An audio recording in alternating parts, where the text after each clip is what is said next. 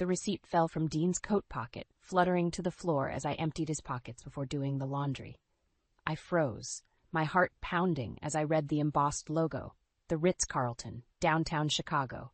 A one-night stay for two, charges totaling $647. Dean and I hadn't taken a trip to Chicago in over a year. Not since Tessa's dance recital forced us to cancel our anniversary weekend plans. My hands trembled as I examined the receipt more closely. The date scrawled at the top was just 2 weeks ago. Dean had been in Indianapolis that weekend for a real estate conference, or so he claimed. I searched his coat for more clues, my vision blurring as tears welled up. Tucked in the inner pocket was a crumpled valet ticket from the hotel's parking garage. So he had taken his car there too, removing any doubt about what kind of conference he attended. The click of the front door startled me. I shoved the evidence back into his coat, just as Tessa bounded into the laundry room. "Hey, Mom, what's up?" She glanced at me with those discerning hazel eyes, instantly sensing something was off. Forcing a smile, I pulled her into a hug. "Nothing, honey, just doing some laundry." Tessa hugged me back tightly. My smart, sweet girl, how could I protect her from the truth about her father? "Is Dad's stuff in here?" She bent down to grab his dress shirt from the basket. "I'll take it up to him." "No," I said too forcefully. Tessa's eyes widened in surprise. I mean, I've got it covered. Why don't you start on your homework?" She squinted at me suspiciously, but seemed to decide against pressing further. "Okay, if you're sure." After Tessa left, I collapsed onto the cold tiled floor. Dean's coat clutched against my chest as sobs racked my body. For so long, I had brushed off his late nights at work, his excuses about business trips and client meetings, but this blatant evidence of his betrayal was too much to ignore. How could the man I loved, the father of my child, be so deceitful? We had been together since college, high school sweethearts who emerged from humble beginnings to build what I thought was a wonderful life, 2 thriving careers, a beautiful home in the suburbs, a daughter we adored. Yet for who knew how long, Dean had been lying to us, lying to me. I'm not naive. I knew the strain of raising a family while balancing 2 demanding jobs had created distance between us lately. The spontaneous romance, the date nights, the getaways, those had fallen by the wayside as responsibilities mounted. But I never imagined Dean would give in to temptation and shatter the vows we had made before God. My cheeks burned with humiliation over how blind I had been. The signs were all there if I had just opened my eyes, his evasive demeanor, the nights he claimed to be working late, but I could never reach him on his cell, his sudden interest in dressing sharper and staying more fit. I should have listened to the nagging voice in my gut telling me something was wrong with my life, with my marriage. But it was easier to bury my suspicions, to settle for the thin excuses he offered. Marlene Hart, successful career woman on the surface, but a foolish, ostrich-like failure as a wife. No more, I decided, anger replacing the hurt. I would get to the truth, and if Dean had betrayed our sacred vows, there would be consequences, for him and for the woman he had been unfaithful with. I was done being the last to know about my own life. This unraveling was just the beginning. Over the next few days, I focused on maintaining an air of normalcy around Dean and Tessa, all while covertly gathering more evidence of his infidelity. I logged into the email account linked to his frequent flyer number and discovered bookings for stays in Chicago, Kansas City, and San Francisco during supposed work trips. My manager, Brandon, must have noticed my distracted demeanor at the office. "Everything okay, Marlene? You've seemed a little off lately." I plastered on a polite smile. "Just some family stuff to deal with, but I'm managing." Brandon patted my shoulder consolingly. "Well, let me know if you need any personal days or anything. Family has to come first." If only he knew the truth about my picture-perfect family's sordid situation. I doubted any of my colleagues would be shocked to learn prim proper Marlene Hart was being cheated on by her husband. That night, I decided to finally clear the air with Tessa. If Dean's tangled web continued to unravel, she deserved to know why. I tapped on her bedroom door before entering. "Hey, sweetie, can we chat for a minute?" Tessa looked up from her homework, chewing on the end of her pen. "Sure, what's up?" I settled on the edge of her bed, feeling a pang at how grown-up my little girl had become. At 16, she was nearly a woman herself. "I've been dealing with some issues regarding your father lately, and I think it's time I filled you in." Her eyes widened slightly, but she didn't seem entirely surprised. "Okay. The other day I found evidence that seems to suggest he may have been unfaithful to me, to us." Tessa was quiet for a long moment before finally speaking. "You know, I overheard something at Dad's office a couple weeks ago. Maybe it's related?" My heart skipped a beat. "What did you hear?" "I was waiting for Dad to finish up a meeting so we could go to dinner. His colleague Ronnie came into his office and started laughing about how Dad had a sweet exotic thing on the side. Then he said they were going to hit the Ritz this weekend for some special treatment with a couple of girls." White-hot rage surged through me at Ronnie's vulgar words, at the thought of Dean with some sleazy prostitute at that hotel. But I maintained an even tone. "For Tessa's sake." "I see. Well, that certainly aligns with what I discovered." Her eyes glistened with unshed tears. "So it's true? Dad's been cheating?" I pulled my daughter into a fierce hug, determined to stay strong for her, even as my own heart broke into pieces. "Unfortunately, all evidence suggests that's the case. I am so sorry, sweetheart. You didn't deserve to have this happen to our family." Tessa sniffed against my shoulder. "But why, Mom? Why would he do this to us after everything you've sacrificed for him and his career?" That was the million-dollar question, wasn't it? Why do men who seem to have it all still throw away their family's love and trust for cheap thrills? I stroked Tessa's hair soothingly. "I don't have an answer, baby girl. But what I do know is that we can get through this together. We're going to be just fine." I meant the words as a reassuring promise. At the same time, they came out sounding like a vow to uncover every sordid detail of Dean's betrayal, and to make him pay dearly for the anguish he had inflicted on the two people who loved him most. After confiding in Tessa about Dean's betrayal, I felt a renewed sense of determination. My daughter and I were now a united front. We would weather this storm together and make sure her father faced the consequences he deserved.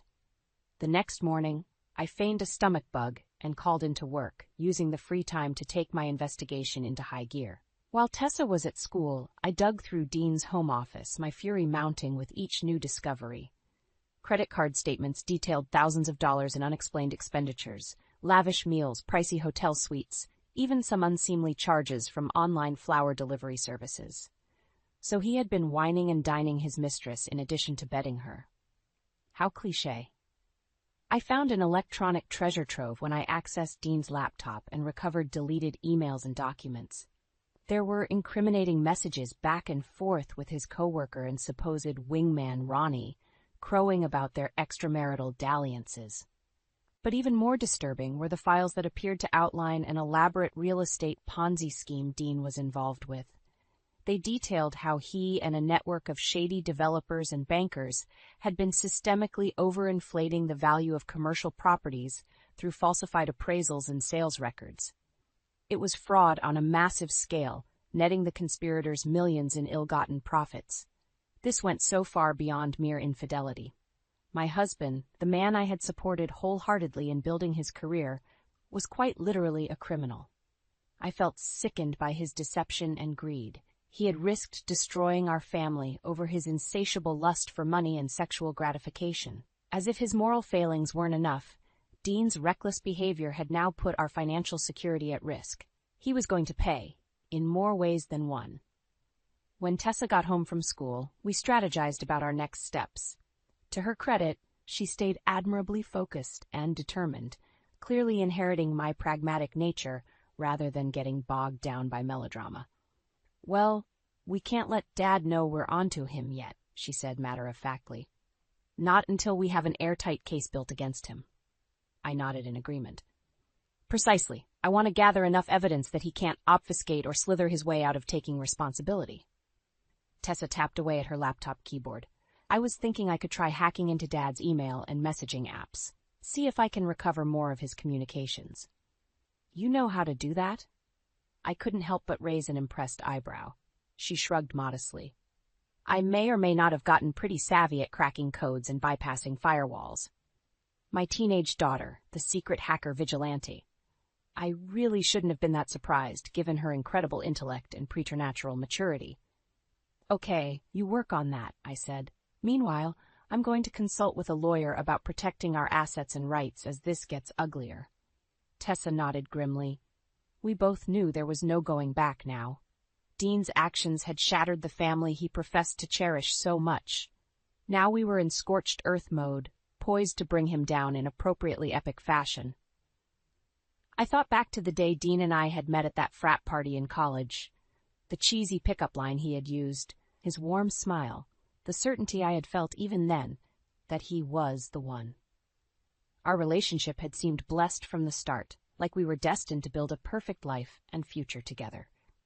In that moment, I realized the man I thought I knew so well was a mythological creature, a mirage that had obscured the true Dean, a selfish, deceitful husband and criminal who was about to learn the harsh price of betraying his family. The next morning, I put on my most confident suit and headed downtown to meet with Ella James, one of the top family law attorneys in Chicago.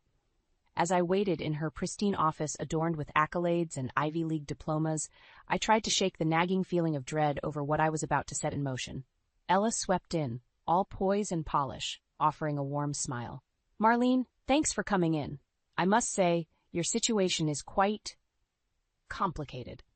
I nodded soberly. "You could say that, but I need to protect myself and my daughter, no matter how messy things get." Laying out the sordid facts about Dean's affairs and criminal activities, I watched as Ella's expression morphed from empathetic to disturbed. "I'm so sorry you've had to endure this nightmare, Marlene, but you did the right thing by gathering evidence." She shook her head.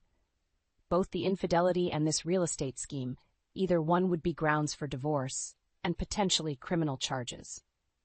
My stomach twisted at those words, despite knowing this was inevitable. No matter how much Dean had betrayed me, I still remembered our happier times together, still loved the man he used to be, at least. "So what are my options?" I asked hoarsely. Ella laid out a series of legal strategies, protecting my assets, securing full custody of Tessa, and pursuing criminal charges against Dean and his co-conspirators. By the time I left her office, I had a clear roadmap, even if the path ahead looked daunting. When I arrived home, Tessa was waiting anxiously. One look at my face, and she knew the situation was as dire as we feared. "I take it the lawyer laid it all out?" she asked quietly. I simply nodded, surprising myself by managing to stay composed. "We're going to hit Dean with everything we've got. Divorce, seizing his assets, maybe even criminal charges, depending on how deep this fraud goes." Tessa's eyes widened slightly, but she seemed resolute rather than scared. "Well, I did what I could to help build the case."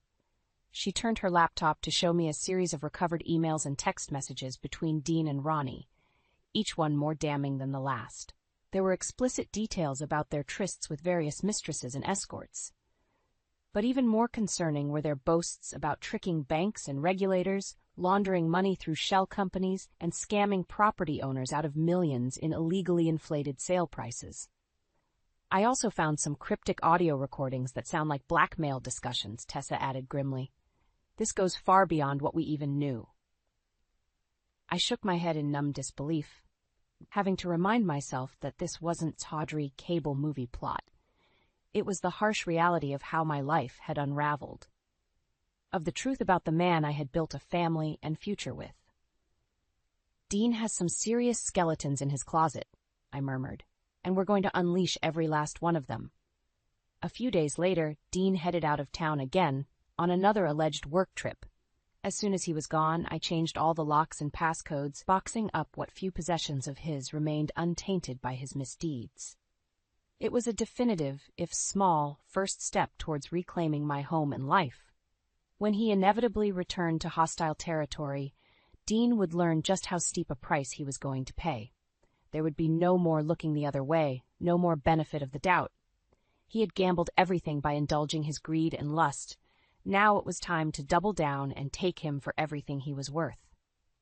Dean swaggered through the front door a week later, rolling his suitcase behind him with his usual breezy demeanor, but his expression quickly shifted to one of confusion when he noticed the changes.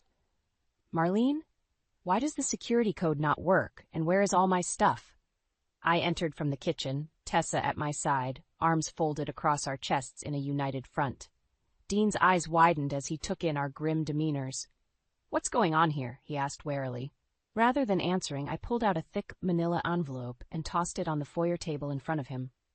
"Open it," I said flatly. He shot me a questioning look, but seemed to sense this wasn't a situation to argue. Sliding the envelope's contents out, his face drained of color as he thumbed through the stack of documents. Copies of all the credit card statements, emails, recordings, and financial records exposing his tangled web of affairs and fraud. "How? Where did you get all this?" he sputtered, looking between Tessa and I desperately. Tessa stepped forward, surprising me with the steel in her tone.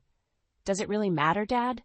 We know everything about your mistresses, your illegal deals, all the money you stole through those real estate scams. It's all right here in black and white." Dean seemed to deflate, dropping the document pile as if it had burned him. He opened his mouth, presumably to offer one of his familiar lies and justifications, but I cut him off sharply. "Don't even try denying it, Dean. We have proof of all your sordid activities, the affairs, the Ponzi scheming, the bank fraud, and money laundering. It's the full truth without any more excuses to hide behind." He worked his jaw, seemingly at a loss before his features contorted into an ugly sneer. "Oh, like you're so innocent in all this, Marlene? Always burying yourself in work, never making time for me anymore." I couldn't believe the audacity of him trying to blame shift to me. That's no excuse for screwing around with other women and breaking my trust, not to mention potentially ruining us financially with your greed. I shook my head in disgust. Anything to save face and avoid taking responsibility, right, Dean? You smug, self-righteous... Don't talk to my mom like that. Tessa's voice rang out, startling us both. Hot tears streamed down her cheeks, but her body was taut with fury. "After everything she sacrificed for this family while you threw it all away?" Dean opened his mouth again, but seemed to think better of it. The damning evidence must have finally silenced his delusional bravado. He simply stood there, jaw clenched, unable to meet our furious gazes. "Get out," I said, surprising myself with how cold and hard my voice sounded. "Take your shot and get out. This marriage is over." When he didn't immediately move, Tessa stepped forward and grabbed the box containing his belongings, shoving it against his chest roughly. "You heard her. Get the fuck out of our house before I call the cops and tell them everything." That seemed to snap Dean out of his stupor. He grabbed the box and his suitcase, shoulders slumped in what I could only assume was a mixture of shame and anger. As he trudged out the door, he paused, turning back with an unreadable expression. "You'll regret this," he muttered darkly. "We had it all, and you threw it away over some..." "Some what?" I cut him off, quirking an eyebrow imperiously. "Some audacious lies and criminal behavior that you thought I'd just accept? Good fucking luck with that." I slammed the door in his face, a cavalcade of emotions crashing over me, rage, sorrow, but most of all, a sense of release. The shackles of Dean's treachery had been unlocked, the first weight lifted from my shoulders. When I turned back to Tessa, she was smiling through her tears. "We really showed that douchebag, huh?" Despite everything, I laughed and pulled her into a tight hug. "That we did, kiddo. That was just the first salvo." We had laid the first bricks on the path to making Dean pay for his unforgivable sins, and there was no turning back now. In the aftermath of kicking Dean out, I naively thought the hardest part was behind us. How wrong I was. Over the next few weeks, the full weight of his betrayal and our paths to revenge came crashing down. First, there were the vicious legal battles as Dean fought me tooth and nail over custody of Tessa and our assets. Ella was a lioness, ruthlessly burying him under the mountain of evidence we had amassed. Still, the prospect of airing our family's ugly laundry in court made my skin crawl. Then Dean's Ponzi scheme unraveled spectacularly, drawing in law enforcement. One morning, there was a firm rap on the door. Federal agents with a warrant to search our home as part of their fraud investigation into Dean and his cohorts. Seeing my life picked apart before their unfeeling eyes will be seared into my memory forever. As if that indignity wasn't enough, reporters soon descended en masse. Lurid stories detailing Dean's affairs and crooked business dealings splashed across the front pages and gossip websites. For Tessa's sake, I tried keeping her sheltered from the worst of it, but she was far too perceptive to be fully shielded. One night I arrived home from a grueling day at the office to find her on the living room couch, laptop open and earbuds in. She jumped guiltily when I entered. "Hey, Mom, I was just, I raised my eyebrows. "Let me guess. Reading more of those articles again?" She bit her lip, eyes down. Her face said it all. "I can't help it," she muttered miserably. "All the stuff they're writing about Dad, about you." She trailed off, shaking her head in disbelief. My stomach twisted.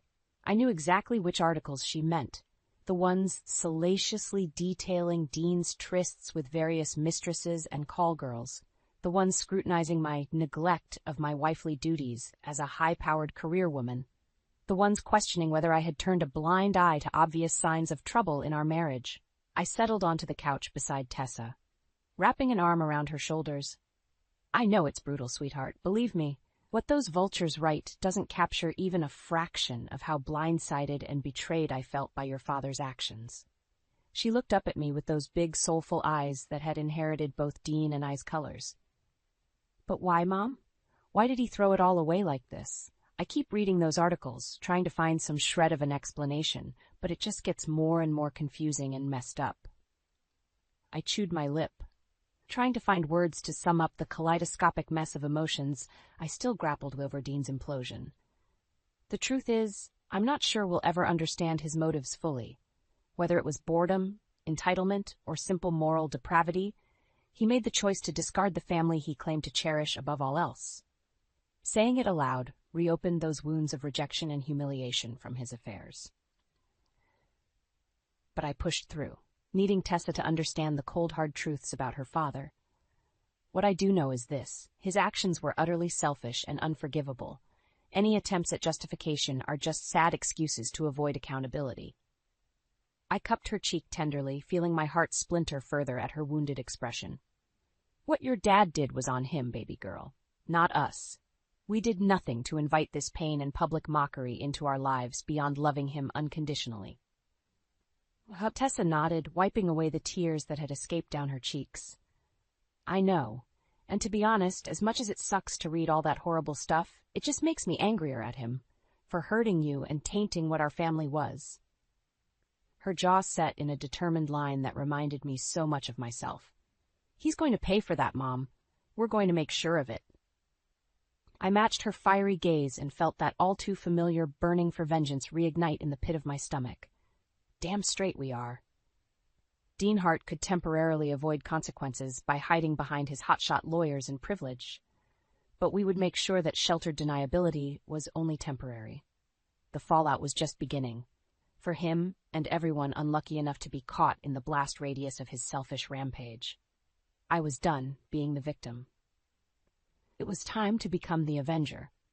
With Ella's tenacious representation, my mounting legal proceedings against Dean proceeded full steam ahead despite his attempts at stalling and obfuscating. Each court victory, no matter how small, filled me with a sense of resolute satisfaction. First, the judge awarded me full custody of Tessa, citing the mountain of evidence detailing Dean's moral failings as a father. He tried playing up his usual charming bravado on the stand, but the damning communication records and money trails couldn't be disputed. When the order was read, I had to keep myself from smirking at the flicker of desperation on Dean's face. He had severely underestimated just how far I was willing to go once his web of lies and betrayal became known. Next came the assets and property division, another lopsided outcome in my favor. Between the legal bills for his fraud case and the court judgments freezing his assets, Dean found his high-flying lifestyle as a commercial real estate broker ground to a humiliating halt. "Go ahead and appeal, you arrogant prick," Ella said with a vindicated grin after another hearing. "More delays just mean more legal fees bleeding you dry." Throughout it all, Tessa was my unwavering rock, even when I felt petty doubts creeping in over the scorched earth path we had set ourselves on. Seeing my brave girl grappling with the collateral damage of having her family blown apart was a constant punch to the gut. "It'll all be worth it when he gets what he deserves, Mom," she assured me one night over dinner, squeezing my hand tightly. "We can't let his disgusting lies and crimes just be forgiven." I marveled at her wisdom and perspective, far beyond her 16 years. She had seen firsthand the devastation caused by turning a blind eye to Dean's misdeeds. Tessa knew the only path forward was the painful but necessary one of holding him accountable. And make no mistake, he was being held accountable like never before. The legal assault I had unleashed on Dean spread like a virus, infecting every aspect of his once thriving existence. Just a few months after I had kicked him out, his luxury home was foreclosed and auctioned off. His prized Mercedes and country club memberships were seized and liquidated to pay the sprawling legal fees and court judgments against him. Before long, he was squatting in some seedy motel, adrift without his family's love and the material trappings he had so valued. We relished every salacious news report detailing his downward spiral, from the dismissal of his bogus lawsuits trying to claw back assets to the stripping of his real estate broker's license. Having spent so many years blinded by his lies, there was a grim satisfaction in watching Dean's shiny facade get stripped away piece by piece until the ugly truth was all that remained. The coup de grace was when the Department of Justice finally handed down indictments against him and his band of co-conspirator brokers, bankers, and property developers. Over 24 charges: wire fraud, mail fraud, money laundering, tax evasion, and more. Potential penalties ranging into the millions of dollars in fines and decades of prison time if convicted. "About damn time," Tessa said through gritted teeth when we received the news, her knuckles whitening as she gripped the arms of her chair. I simply nodded, unable to speak around the tight lump of emotions clogging my throat. There was undoubtedly a twisted sense of victory in seeing Dean's unscrupulous business dealings and moral depravity laid bare for all to see. But there were no cheers or celebrations, just a hollow relief at reaching this point. Because no amount of ruined reputations or draconian sentences could undo the permanent damage wrought by my husband's lies and betrayal. The innocence of the Hart family I had believed in for so long was gone forever, a distant memory eroded by harsh realities. We had risen from the ashes of Dean's selfishness, emboldened in a way that only true trauma could forge. But that tenacious resolve came with the heavy burden of accepting how ugly and unfair life could truly be. As the storm clouds of his legal jeopardy closed in, I couldn't help but feel pangs of the love I had once nurtured for the flawed man at the center of this destruction. Not the criminal he had become, but the imperfect person I had trusted, the father of my child, the dreamer who had once aspired to so much more than greed and lust. But those frail embers of affection and nostalgia were stamped out by the gale winds of his ultimate betrayal. Dean Hart had gambled away his family's devotion in pursuit of insatiable vices, and now he would be forced to pay that shattering debt in full, no matter how spiritually it bankrupted him. The day of Dean's sentencing hearing was crisp and quiet, the kind of early fall morning that would have once inspired our family to take a drive and admire the changing leaves. But those idyllic memories now felt like entries from someone else's life. Tessa and I arrived at the courthouse hand in hand, our mutual solidarity fortifying us for this final chapter in our quest to hold Dean accountable. A gaggle of reporters shoved microphones and cameras in our faces as we entered, hungry for any reaction shots or quotable sound bites. But we pushed through in stony silence, Ella's capable assistant clearing our path. Inside the hushed courtroom, the atmosphere was heavy, part solemn ceremony, part circus sideshow for the rubberneckers baying for blood. I scanned the crowd for Dean, but he was already seated at the defense table, shoulders slumped in wrinkled shirt sleeves as he conferred with his lawyers. For a fleeting moment, I felt a pang of something akin to pity as I studied him. The dark circles under his eyes, the thinness of his cheeks, the unkempt hair. This man was a mere shadow of the confident, affluent husband I had once loved and admired. The consequences I had vowed to make him face had undoubtedly extracted their punishing toll. But that wisp of empathy was quickly extinguished as images of his misdeeds flashed in my mind. The lies, the affairs, the intricate fraud schemes that had infected every aspect of our lives. Dean's selfish choices had lit the fuse on this explosion, not me. I was simply the shrapnel-scarred survivor demanding justice be served, no matter how charred the process left us all. The hearing itself was a mercifully stayed, by-the-numbers affair of legal choreography. Dean entered his plea, a procedural recitation of charges was read aloud, victim impact statements were offered. When it was my turn on the stand, I kept my words clipped and concise as instructed by Ella, letting the incontrovertible evidence speak for itself. Dean Hart's actions shattered the sacred vows and trust that held our family together. While he indulged in ego, affairs, and criminal greed, he robbed our daughter and myself of our sense of security and identity as a loving household. I paused, keeping my voice controlled despite the grief that still lingered in that admission.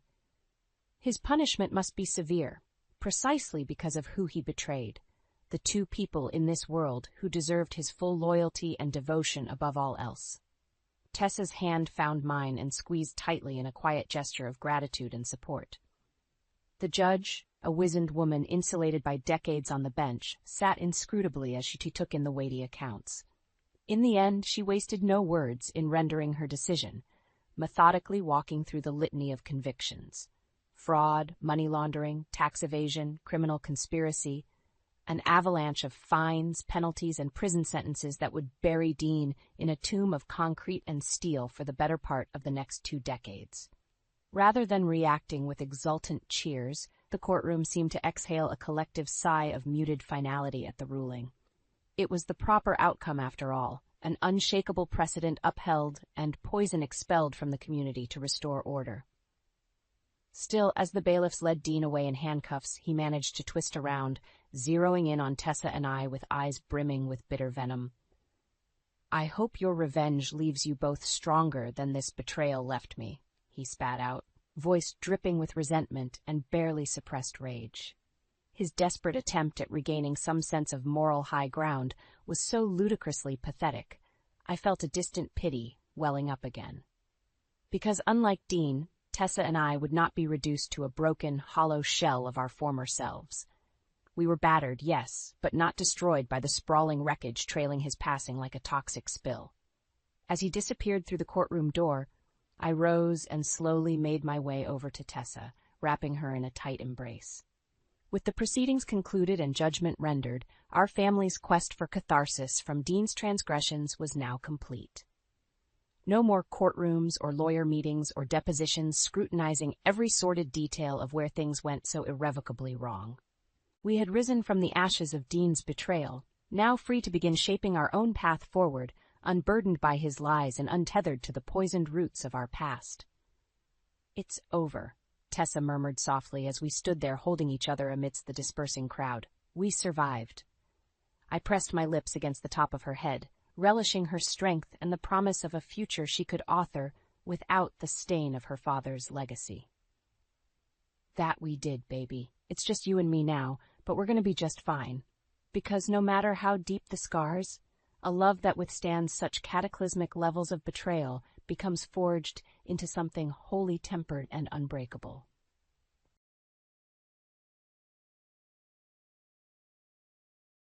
Welcome back. I don't know what to do. I want to ask my boyfriend to marry me, but I need advice. We've been dating for 5 years. Jake is the nicest guy I've ever met. Even though he's really busy, he always puts me first. Whenever I thought he couldn't show me more love, he went above and beyond to make me feel special. But he still hasn't proposed. I'm confused. If he loves me this much, why hasn't he proposed? My friends, who didn't feel as loved as I did, were getting married, and I was left waiting. I was running out of time, but one Friday, he picked me up as usual, looking cheerful and excited. I thought that day would be when he proposed, but to my disappointment, he told me that his younger brother had set a wedding date for the next month. I felt awful because it seemed like Jake didn't see me as someone he wanted to marry. He was financially stable and had his own place. What more did he need? His excitement was because he was going to be the best man and give a speech on that day. I couldn't conceal my disappointment, so I called my best friend Sami, but she didn't answer. Feeling down, I called my aunt for comfort. She liked Jake, but thought he wasn't ready for marriage, suggesting I consider other options. I blame her for the advice that led to my actions with Alan. I meet Alan outside the venue of Jake's brother's wedding. I had to step out because I couldn't bear the applause and sweet talk for the newlyweds, especially witnessing Jake happily teasing the bride and groom. I realized that if I stayed there, I might go talk to him. I didn't notice Alan right away because I was still upset. Then someone came up to me and asked if I wasn't a fan of weddings. The question surprised me, and I laughed. I looked at him with curiosity. He was well-dressed and good-looking. He introduced himself, and I did the same. He told me he thought I was too beautiful to wear a frown, and I blushed. He said he thought I was too beautiful to have a frown on my face, and I blushed. We continued talking, and I found myself captivated by him. We swapped contact information, and then I went back inside. I can't say if it was because of his wonderfully expressed compliments or because I was upset with Jake. But I caught myself thinking about Alan. So when my aunt asked about the wedding, I ended up telling her about Alan instead. She was excited and suggested that I keep in touch with him. I asked her what would happen with Jake, and she said it didn't matter if neither of them knew about each other. I told my best friend about it, and she laughed, saying I was close to getting married, but still interested in someone else. I asked her where the ring on my finger was. In the following days, Alan and I chatted on the phone. He was charming, and I found myself really liking him. We see each other 2 times in a week. It was simple to plan because Jake was really busy with work and didn't have much time for me. Instead, he sent bouquets of flowers. When Alan said he wanted a real relationship and was thinking about settling down soon, I felt so excited that it felt like my insides were going to burst. It was as if our stars aligned. The day he officially asked me to be his girlfriend was the first time we got close physically. Later, I cried because I felt guilty. I had never cheated on Jake before, but I didn't want to be single forever. I called my aunt and poured out my heart to her. She suggested that I wait until I was certain Alan was about to propose before breaking up with Jake. So, I kept going in my relationship with Alan, even though it felt both good and wrong. The guilt made me stay away from Jake, even when he wanted to see me. I knew that if I got too close to him, I would crumble and confess everything to him. Eventually, he became persistent about seeing me and asked why I was avoiding him. I didn't have a real reason, so I told him it was because my pedicure services were taking up my time. He looked at me with a knowing expression, like he could understand everything about me. I got scared and called my aunt afterward. After Jake left, she told me to be careful. A few days later, Sami called me to let me know that Jake wanted to propose to me and make it a surprise. Jake wasn't sure how to do it, so he asked for Sami's assistance. I felt thankful that she informed me because I realized I needed to break up with Alan before moving forward with this new chapter. I was too afraid to tell him in person, so I sent him a message instead. I thought he might call, so I blocked his number. I went to stay with my aunt, just in case he tried to find me at my apartment. Luckily, my roommates didn't know where my aunt lived, so they couldn't tell anyone. On the day Jake proposed, I was incredibly happy, and I almost accidentally revealed that Sami had told me about the surprise. It was just the 2 of us during the proposal, and it was incredibly beautiful. My 2-carat diamond ring, a gift from Jake, is definitely a keeper. I felt deeply moved when he shared that he waited to propose because he wanted to make sure he was ready to be the best man for my love. However, my actions of avoiding him in the past week made him decide to propose sooner than he had initially planned. I cried tears of both happiness and guilt. We're planning to visit the rest of his family in the upcoming week. Jake's family house was quite large, and from the few times I had visited, I knew that there were always family members coming and going, so I was ready for that. What caught me off guard was seeing Alan there, being introduced as Jake's second cousin who lives in Germany. I was in a daze and didn't even realize my legs were moving until I found myself rushing to the nearest bathroom, away from Jake's and Alan's shocked expressions. I needed to collect myself and figure out what to do. I tried calling my aunt, but I couldn't reach her. So, I called Sami and had to begin explaining everything from the moment I met Alan because she was only aware of our first encounter. Sami expressed disappointment that I hadn't told her earlier, but she urged me to stay composed. She hoped Alan wouldn't say anything right away, so I could leave Jake's house and head straight to her place. That way, we could figure out how to handle the situation and reassure Alan. I agreed with Sami's advice and ended the call. I went outside to talk to Jake and let him know I was feeling nauseous and needed to go home. However, Jake was standing by the door, about to head to the bathroom. He just stared at me as if I was a stranger. I called his name, but he turned away. I hurried after him, but I didn't want to cause a scene, so I kept walking, trying to process his sudden change in demeanor. I took a moment to compose myself and then looked around for Alan. When I couldn't find him, I continued searching for Jake, but he was nowhere to be found. I was puzzled by his behavior. I wondered if Alan had said something to him. I always thought men weren't usually so talkative about personal matters. Could he have heard what I told Sami? I realized my mistake in confiding in Sami while I was at Jake's home. I felt an urgent need to find out if Alan had revealed anything to Jake. Update. Yesterday evening, I went to Jake's house because I had been trying to call him, and he hadn't been picking up. I spoke to his doorman, who informed me that he hadn't returned from work yet. Worried, I rushed to his workplace to catch him before he left, but I couldn't find him there either. I called my aunt to update her because I had already told her what had happened earlier. She advised me to call Alan and ensure he would cooperate, even if it meant offering him closure one last time. I thought it was a good suggestion, so I dialed Alan's number. He answered on the first ring, and I apologized for abruptly cutting off contact. He told me I had some nerve to call him after what I did. He asked me never to call again and cut the call. I rushed to the apartment where Alan was staying and rang the doorbell. Upon opening the door, I was shocked to see Jake, his brother, and a bruised Alan standing in front of me. I didn't know what to do, so I just ran back out. My aunt suggested that I should have come up with an excuse for being at Alan's apartment, even if it meant lying, like saying I was tracking Jake's phone. But I felt that the truth was probably already known. I questioned why I couldn't have been more patient and talked to Jake about his reasons for not proposing instead of rushing into another relationship with Alan. Is there a way for us to get back together?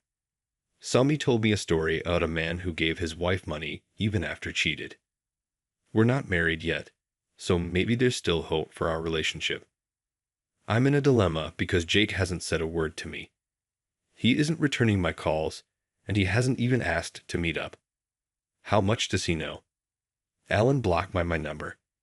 I don't know if he did this for sure. What should I do now?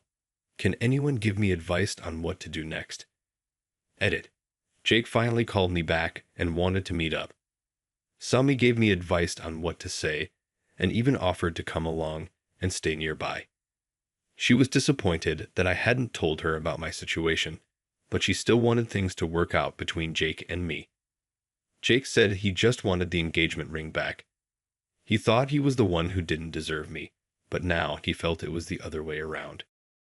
It turns out Jake overheard some of what I told Sami in the bathroom at his family's house when he was coming to check on me, and it made him very angry. Thinking that Alan had betrayed him, he ended up punching Alan. Fortunately, Jake's brother, who was very close to Alan and the reason Alan had come back in the first place, intervened and prevented a full-blown fight from breaking out. They all gathered at Alan's place, where he explained everything that had happened. Jake also expressed his frustration with me for almost causing a rift between him and his cousin. He said I was a hoe, and I was going to pay for what I did. I tried to beg with him, but he forcibly removed the ring from my finger and ended up bruising me in the process. At this point, I'm unsure about what to do. If I had known Alan was at the wedding, I never would have talked to him in the first place. I don't want to go back to the beginning, guys. Is it possible to get Jake to forgive me? Opinion. You cheated on your caring boyfriend, created chaos with his family, and now you're seeking advice. Here it is. Reflect on your actions, learn from your mistakes, and strive not to create such a huge mess in your relationships in the future.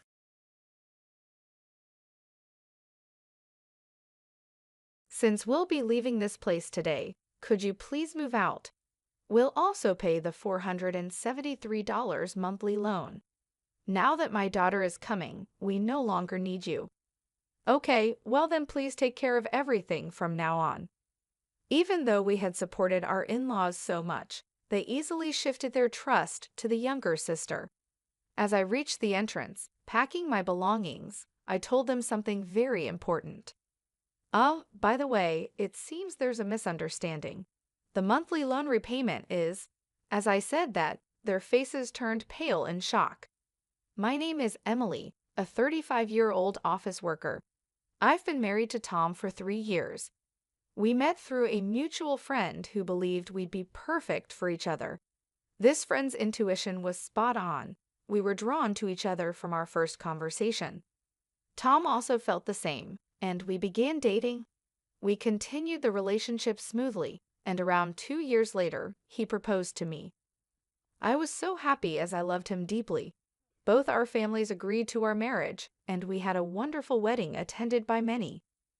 We then went on a honeymoon and began our life together as a married couple. We both worked, so we shared household chores. Tom had lived alone for a long time and could cook, which was a huge help. Even when I was late from work, Tom helped me and started cooking so we could have dinner soon after. We cooperated in all household tasks, and life felt peaceful and stress-free. We were grateful for each other's company. In the blink of an eye, 3 years passed, and our bond remained as strong as when we were newlyweds. However, a significant event occurred. Tom's father fell ill suddenly, and we rushed to the hospital. Dad, are you okay? Tom, Emily, thank you for coming.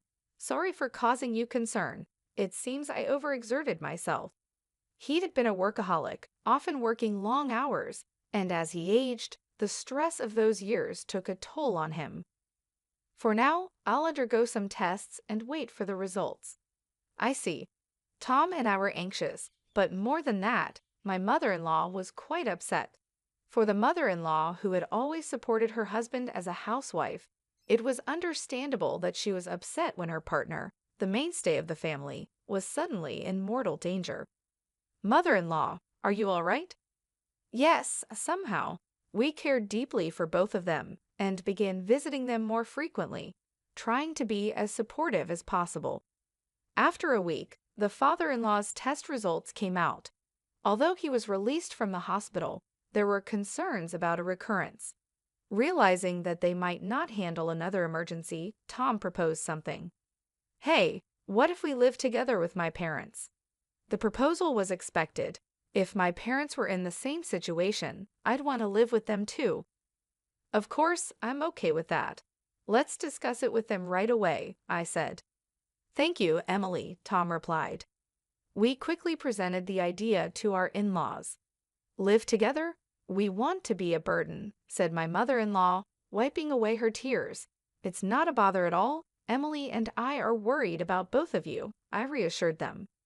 Thank you, both of you. Music.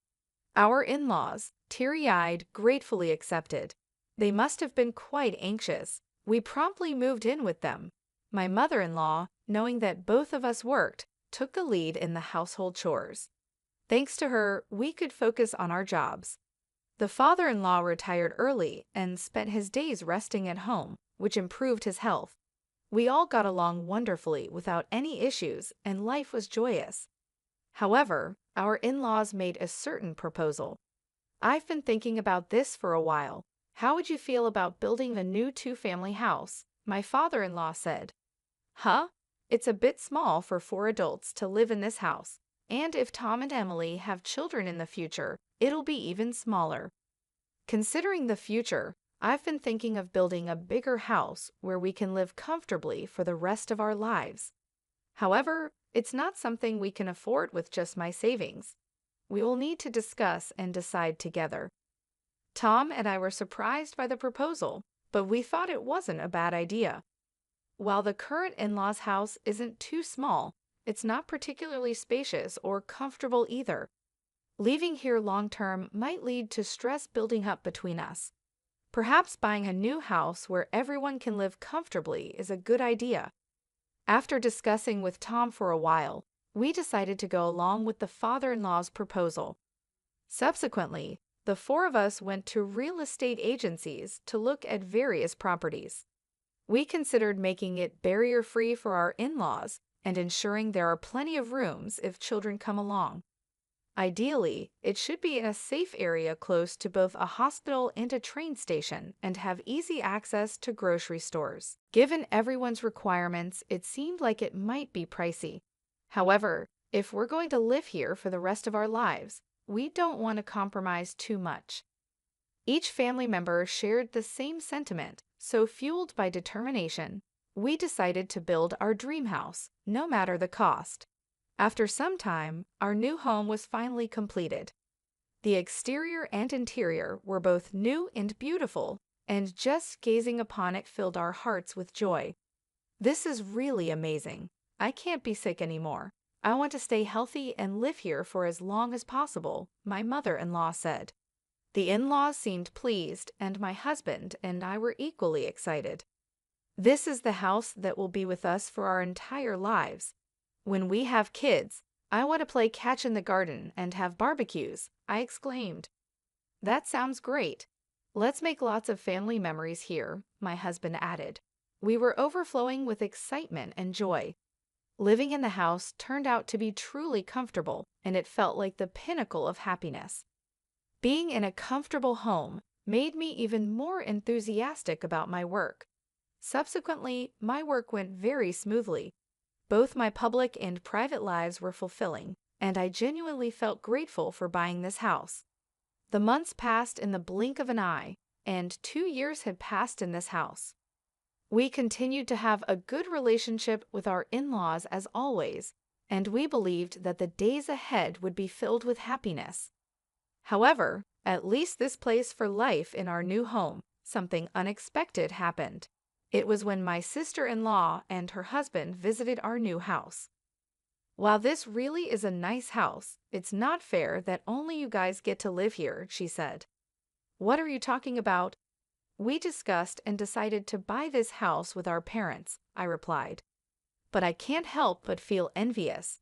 When we were still living in a cheap winter, it feels like you're living beyond your means, she retorted.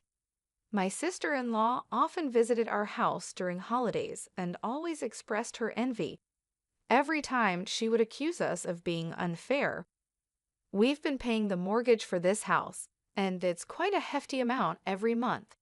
We're living within our means, earning enough to pay for this house, so there's no reason for her to complain. If we were to live here with the in-laws, it would be so much fun, don't you think? What can you even know about the market for this house? My husband and I exchanged a glance. The sister-in-law probably just blurted out without giving it much thought. However, her careless words started to move my in-laws' hearts. It would be lovely if Kanna could move and live here together, my father-in-law said. Yes, it would liven things up, my mother-in-law added. Hey, what are you two talking about? Haven't we been living together all this while? I said, trying to lighten the atmosphere. Oh, come on, I was just saying, the sister-in-law replied. Exactly, there's no need to panic, right? Ha ha ha, my husband added, attempting to diffuse the tension. While the in-laws tried to brush it off, it was evident that they were enticed by the idea of living with the sister-in-law. They seemed to have a particular affection for her. Even Mercer, their pet, went for her. She was a beauty with delicate features, looking like a doll since her childhood. 4 years younger than Tom, she was born when the in-laws were older, making them dote on her even more. This pampering had led her to become quite spoiled, and Tom had to deal with her demanding nature. Having heard all this from Tom, I was always wary of my sister-in-law. For a while after we got married, Tom and I were both caught off guard because she didn't seem to be causing us any trouble. However, recently, she had been increasingly eyeing our new house. Oh, Emily, you're back. Then I'll be leaving now, she said one day. Huh, I wish you'd stay a bit longer, I replied, trying to be polite, but hoping she would leave. But Tom and Emily might find it inconvenient, she said, pretending to be considerate. I don't think it's a nuisance, I said, trying to hide my irritation. You might say that, but it's evident in your eyes and behavior, she retorted. Unwanted guests should leave quickly. See you, Mom and Dad, she called out as she left. When the sister-in-law left, the in-laws were visibly upset. They looked as if they wished she had stayed longer. Even though they didn't voice their feelings, their faces and attitudes spoke volumes. I often felt out of place, retreating to my room after work to avoid the growing tension that lingered in our home. When Tom came home, we'd cautiously make our way to the living room for dinner, but the atmosphere around the dinner table became increasingly strained. Long silences would hang in the air, and it was clear something was amiss. Tom, too, sensed the change and began to suspect that the cause of our troubles was his sister. As our relationship with the in-laws deteriorated, the sister-in-law finally made her move. One holiday, Tom and I returned from our morning shopping to find unfamiliar shoes at the entrance. We exchanged glances, perplexed, and then his mother-in-law approached us from the living room. You're finally back. We need to talk, she said, her tone unusually stern. As we entered the living room, there sat the sister-in-law and her husband. Ah, you're finally here, she said, addressing us casually. Kana, what's going on? From today, we'll be living here, so please leave, she declared, catching us off guard. What? Tom and I were taken aback by her sudden announcement. What is she thinking, moving in today? Hold on, it's ridiculous to say that all of a sudden. It's not sudden. We've discussed this with Mom and Dad for a long time, she responded confidently. Kai and I will take care of everyone. I'll handle the housework and even care for you when needed. Please rely on us, Mom and Dad. With our daughter here, we don't need you anymore. A daughter-in-law who doesn't do housework or have children is no match for Kana. I was deeply hurt by their words. Seeing my shocked face, the sister-in-law smirked. We'll pay the $473 monthly loan. Okay, she said, as if it would make everything all right. Huh? $473? I stammered, unable to believe what I was hearing. It's a great deal to live in such a nice house for that. Tom and I exchanged dumbfounded glances. It became clear that the in-laws were already planning to kick us out. After such treatment, we couldn't continue living there. Is that so? I managed to say. But we can't move out immediately. Could you give us at least a week? We need to find a new place. Fine, his mother-in-law said, her tone indifferent. Ah, you must be looking forward to living with Kana and her husband from today. As the in-laws looked disappointed, the sister-in-law and her husband were extremely happy that we decided to leave. Calm down, Mom and Dad. The house isn't going anywhere. I'm looking forward to a week from now, she chimed in, her voice dripping with satisfaction. While the in-laws and the sister-in-law's family were thrilled to drive us out, Tom and I seriously reconsidered co-living with such people. We quickly arranged to view rental properties and moved out within a week. On the day we were leaving, I made it clear. Please take care of everything from now on. Don't ever get involved with us or come to this house again. Their words were harsh, especially considering how much we had supported them. Yet now we could finally live comfortably with Mom and Dad in our new home. It felt like a dream.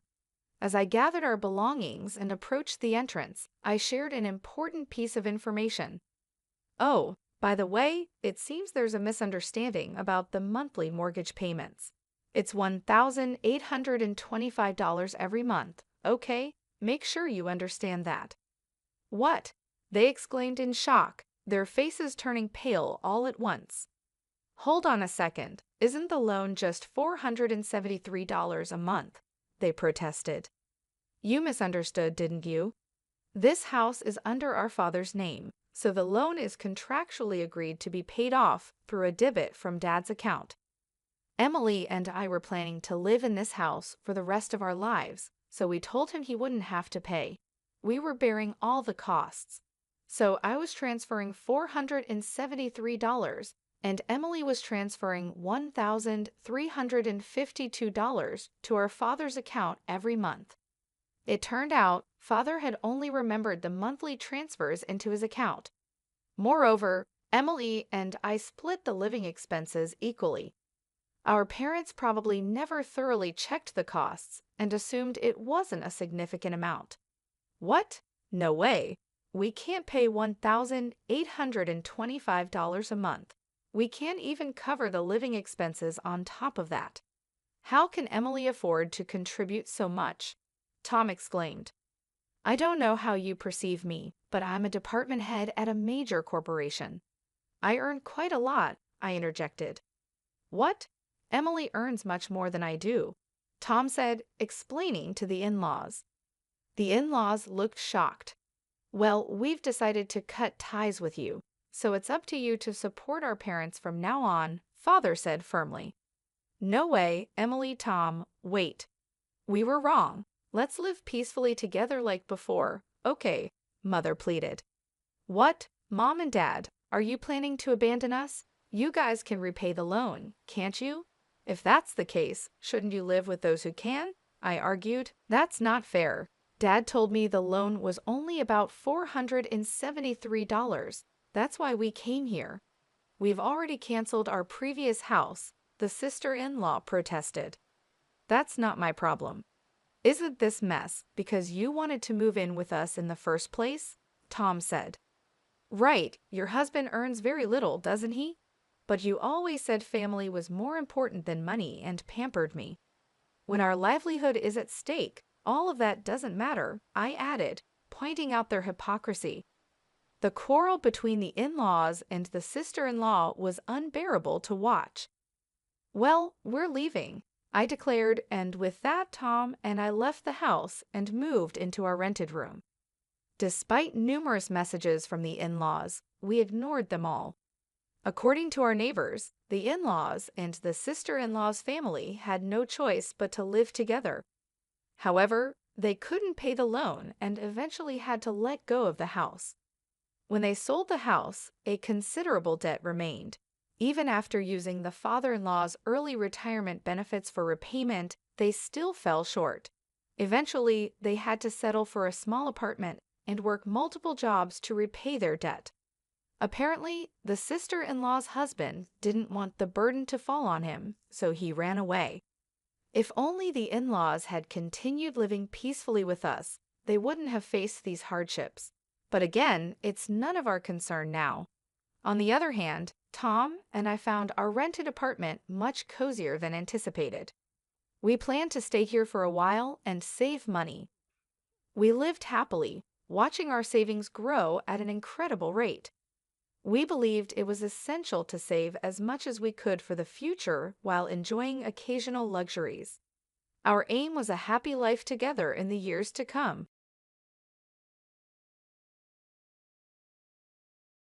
This is a desperate plea for help, and my name is Chelsea. I am a 28-year-old woman, and I find myself in a situation where I desperately need your guidance. My husband Mark and I are on the brink of a major crisis, and I'm utterly lost. We've been married for a year now, but our relationship of 4 years before marriage was harmonious and blissful. However, I confess that my own selfishness led me down a regrettable path. About a month ago, Mark and I went on a double date with his coworker, Chad, who is 32, and his wife, Ellie, also 32.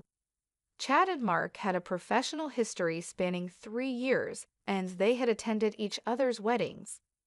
We had shared office dinners before, but we weren't particularly close to Chad and Ellie. The idea of making friends as a couple appealed to us, since we had been navigating life mostly on our own. During that fateful double date, I couldn't shake the feeling of inadequacy. It seemed as though Mark and I didn't belong at the same table as Chad and Ellie. I was captivated by the way Chad treated his wife, and it made me question my own marriage. The following day, I made a terrible decision. I texted Chad, asking him to go out for drinks. Surprisingly, he agreed immediately, and we met up after my work shift. I lied to Mark, telling him I was going out with friends after work. Chad and I went out, and what started as a casual evening turned into something much more. He was shamelessly flirtatious, and I found myself drawn to his attention. The night escalated, and I ended up waking up alone in a luxurious hotel room, completely naked. I was bombarded with missed calls and messages from Mark, as well as a lengthy text from Ellie. In that message, she bluntly informed me that she was aware of her partner's infidelity and that I wasn't the only one. Strangely, she seemed strangely fine with the situation, but warned me to stay away from Chad. I am now left grappling with the aftermath of my actions, feeling utterly lost and desperate for advice. She was determined to tell my husband the truth. Initially, I attempted to reach out to Chad to inquire about my whereabouts and what had transpired with Ellie. However, my calls went unanswered, automatically diverting to voicemail. In desperation, I returned Mark's call, hoping to alleviate his mounting worries. I assured him that I was merely spending the night at my best friend Shay's place. That's when he dropped the bombshell. He knew I was lying. Mark had diligently contacted all of my friends, and they all stated that they hadn't seen me in weeks. He had even reached out to Shay first, and she too confirmed that she hadn't laid eyes on me for weeks. Mark then requested that I send my location immediately. He arrived at the hotel to pick me up, and as we approached the reception desk, a surprising revelation unfolded.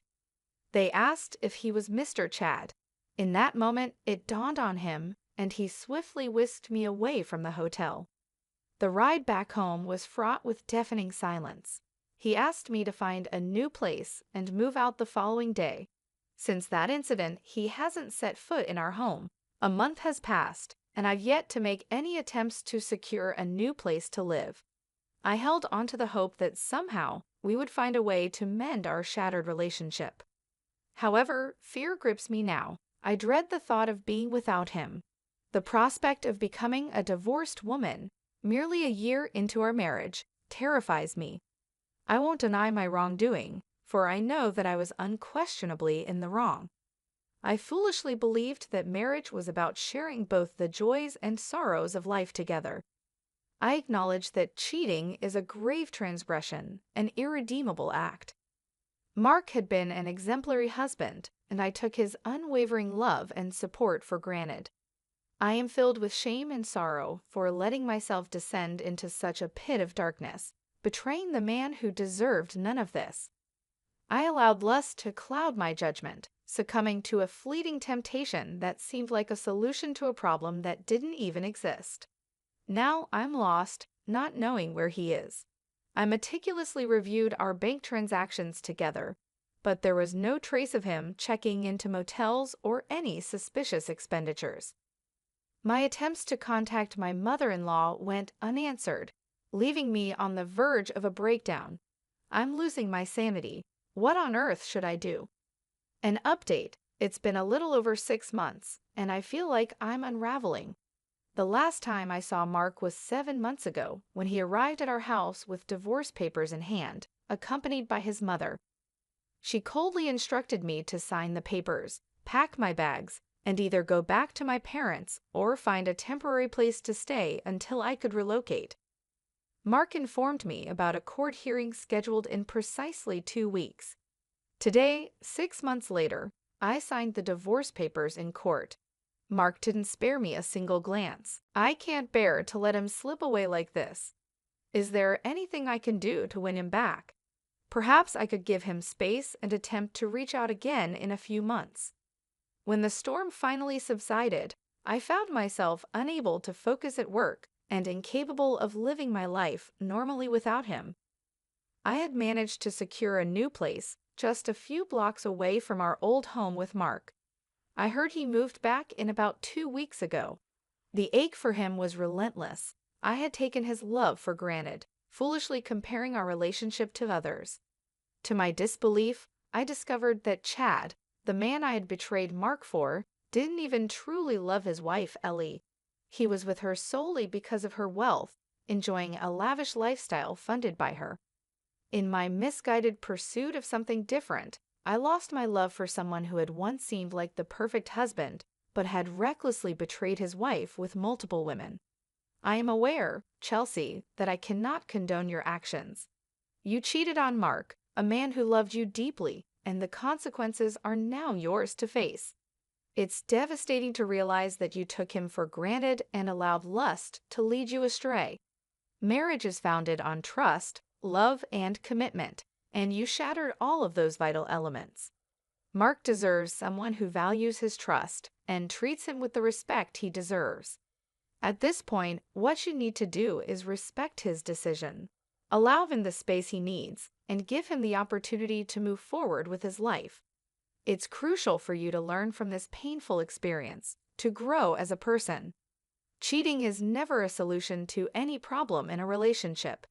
It's time to accept responsibility for your actions, to face the consequences of your choices, and to commit to becoming a better version of yourself. As for the second story, fellow Redditors, I welcome you. I find myself in a perplexing situation and could genuinely use some guidance. Allow me to provide you with some context. I am a 34-year-old woman, married to my husband, who is 35, for the past 3 years. We've been together since our college days, which adds up to about a decade in total. Our relationship hit a rough patch after we got engaged, prompting us to take a break to assess our feelings. During this time, we agreed not to involve ourselves with other people. Here's where things took a dark turn. In the course of that 3-month break, I ended up dating and being intimate with a close friend who also happens to be friends with my husband. I am fully aware of how awful this sounds, but during that period, I genuinely believed our relationship was over and made some regrettable decisions. When the break ended, my husband and I reconciled. Strangely, I chose not to disclose my brief involvement with our mutual friend, deeming it irrelevant and devoid of any emotional attachment. Fast forward to the present day, I recently had a nightmare about the entire situation. This prompted me to ask my husband if he had been with someone else during our break. To my relief, he hadn't. However, he posed the same question to me, leading me to confess about my involvement with our mutual friend. I'll never forget the look of betrayal on his face. Now I find myself trapped in a whirlwind of conflicting emotions, uncertain about how to navigate this complex situation. I find myself engulfed in a tidal wave of emotions, grappling with guilt, betrayal, and confusion. I'm uncertain if my actions qualify as cheating, and I'm utterly lost on how to confront this situation. My husband and I have long contended with trust issues, and now I fear that this might spell the demise of our relationship. I'm reaching out to you, Reddit, because I'm in dire need of objective advice. How should I navigate this intricate web of emotions and actions? Is there a path to redemption for our relationship, or is it doomed to unravel irreparably? I'm genuinely committed to making amends, but I'm unsure where to begin. Please help me find a way to navigate this messy situation. The affair stretched over a little more than 3 months, but as soon as my husband and I officially reconciled, I promptly ended things with the other person. I want to address the assumptions some may be making regarding our break. It was not initiated by me due to an ongoing involvement with the friend that couldn't be further from the truth. The break was initiated because we had encountered several unresolved issues, and I believed it was necessary to address them before progressing our relationship further. I was already acquainted with the friend, and yes, we were talking, but nothing physical occurred until after I went on a break with my husband. During the break, the involvement with the friend became physical. Some comments have pointed out that I was emotionally attached to the friend before the break, essentially engaging in an emotional affair. At that time, I was in a committed long-term relationship, effectively engaged to my now husband. Despite this, I chose to date and be intimate with a mutual friend. It's crucial to acknowledge the gravity of this situation and the profound pain it has caused my husband. The emotional toll and turmoil this betrayal has stirred within him cannot be underestimated. I must confront my mistake and take full responsibility for my actions. The impact of what transpired during the break has undoubtedly left my husband feeling deeply betrayed, and his emotional struggle is entirely justified. If I genuinely want to salvage our relationship, it demands difficult conversations, vulnerability, and perhaps even professional intervention. Rebuilding trust is a challenging and lengthy process, but it's possible with genuine commitment from both parties. I understand the immense effort it will take, but I am willing to work through this. I appreciate your advice and well wishes.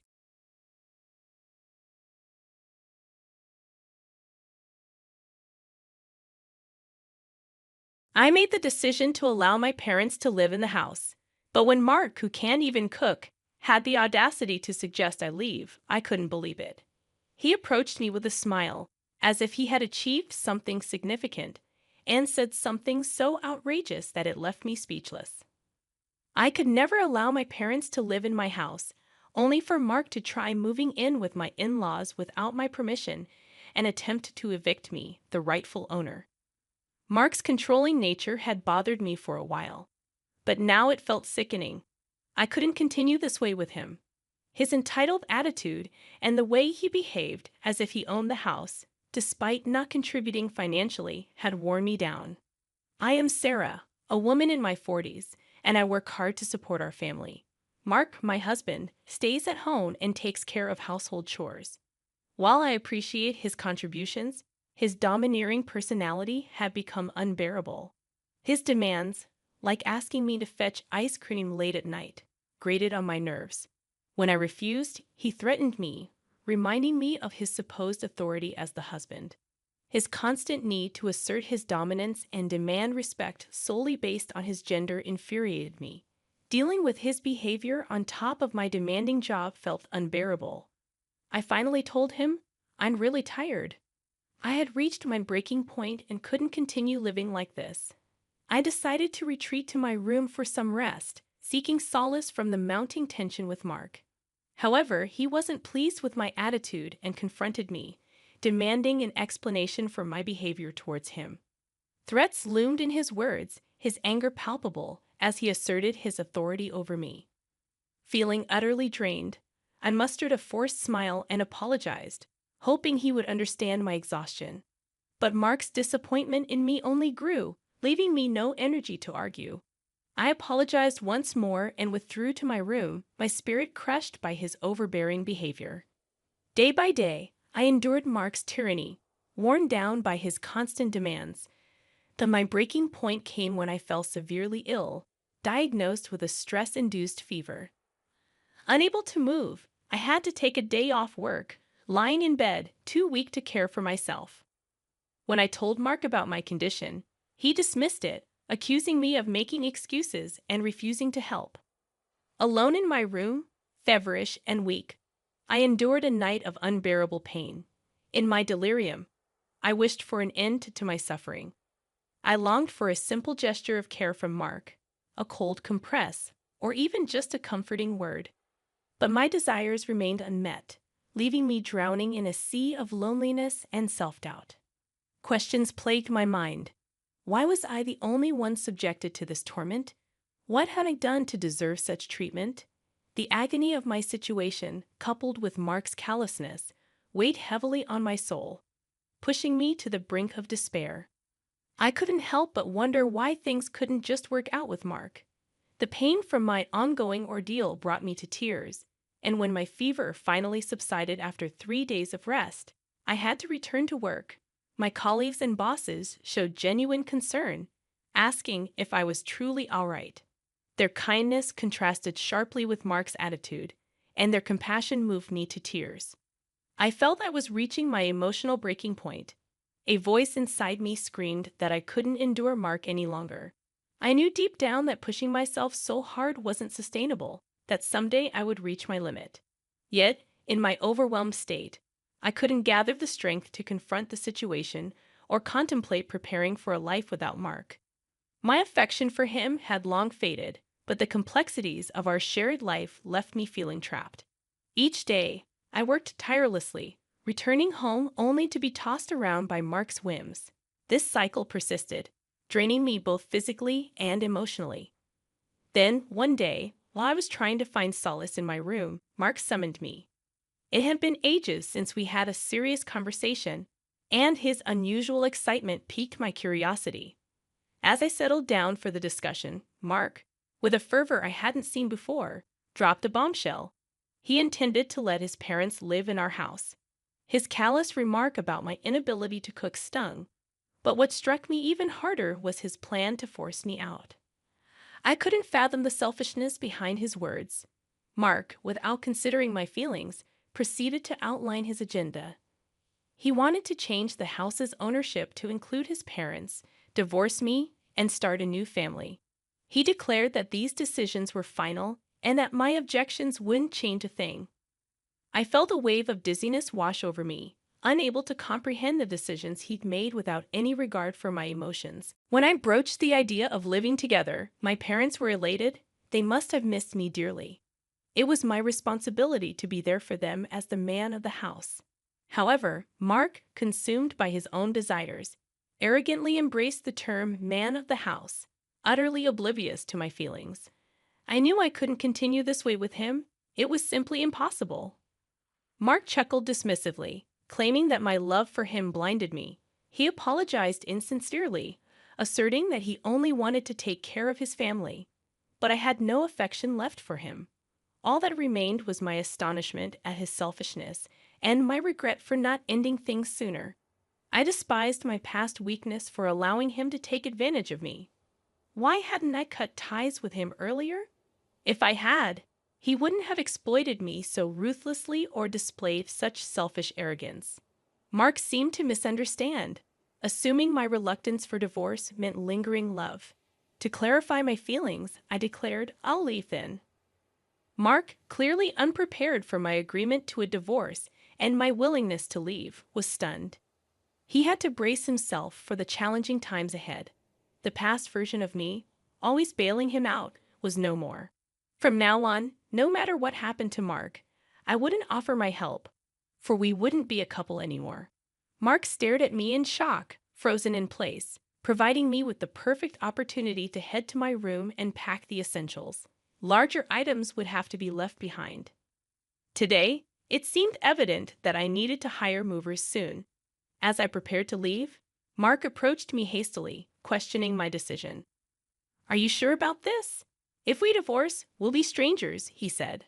I responded with a serene smile. "I've already fallen out of love with you. Letting go of what's not needed feels liberating." My words hung in the air, leaving Mark looking utterly lost. I nodded, thanking him for everything, and walked away from our house. Back at my parents' place, I explained the situation to them. Their initial fury at Mark's behavior subsided when they realized I had a plan. With their support, I started my recovery process. The first step was the divorce. After sending the papers, Mark messaged me, expressing uncertainty about the situation. I clarified my feelings, and he went silent.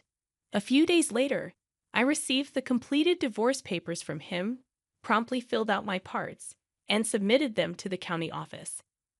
Now, Mark and I were complete strangers. I no longer had the responsibility of supporting the household as his wife. During the divorce, we divided our assets. Mark claimed the house, a burden to me from the start, so I gladly gave it up. Instead, I opted for alimony since Mark wasn't working. His parents covered it, but he seemed to be actively job hunting, probably planning to repay them once he found stable employment. However, reality had a way of challenging even the best laid plans. A month passed since the divorce was finalized, and I moved into a new home, enjoying a peaceful life. Then, I received a call from Mark. Annoyance bubbled within me, but ignoring him might create more problems. So, for the sake of my own future, I decided it was time to address the situation. "Hello, what do you want after all this time?" I answered the phone, my patience worn thin from dealing with Mark.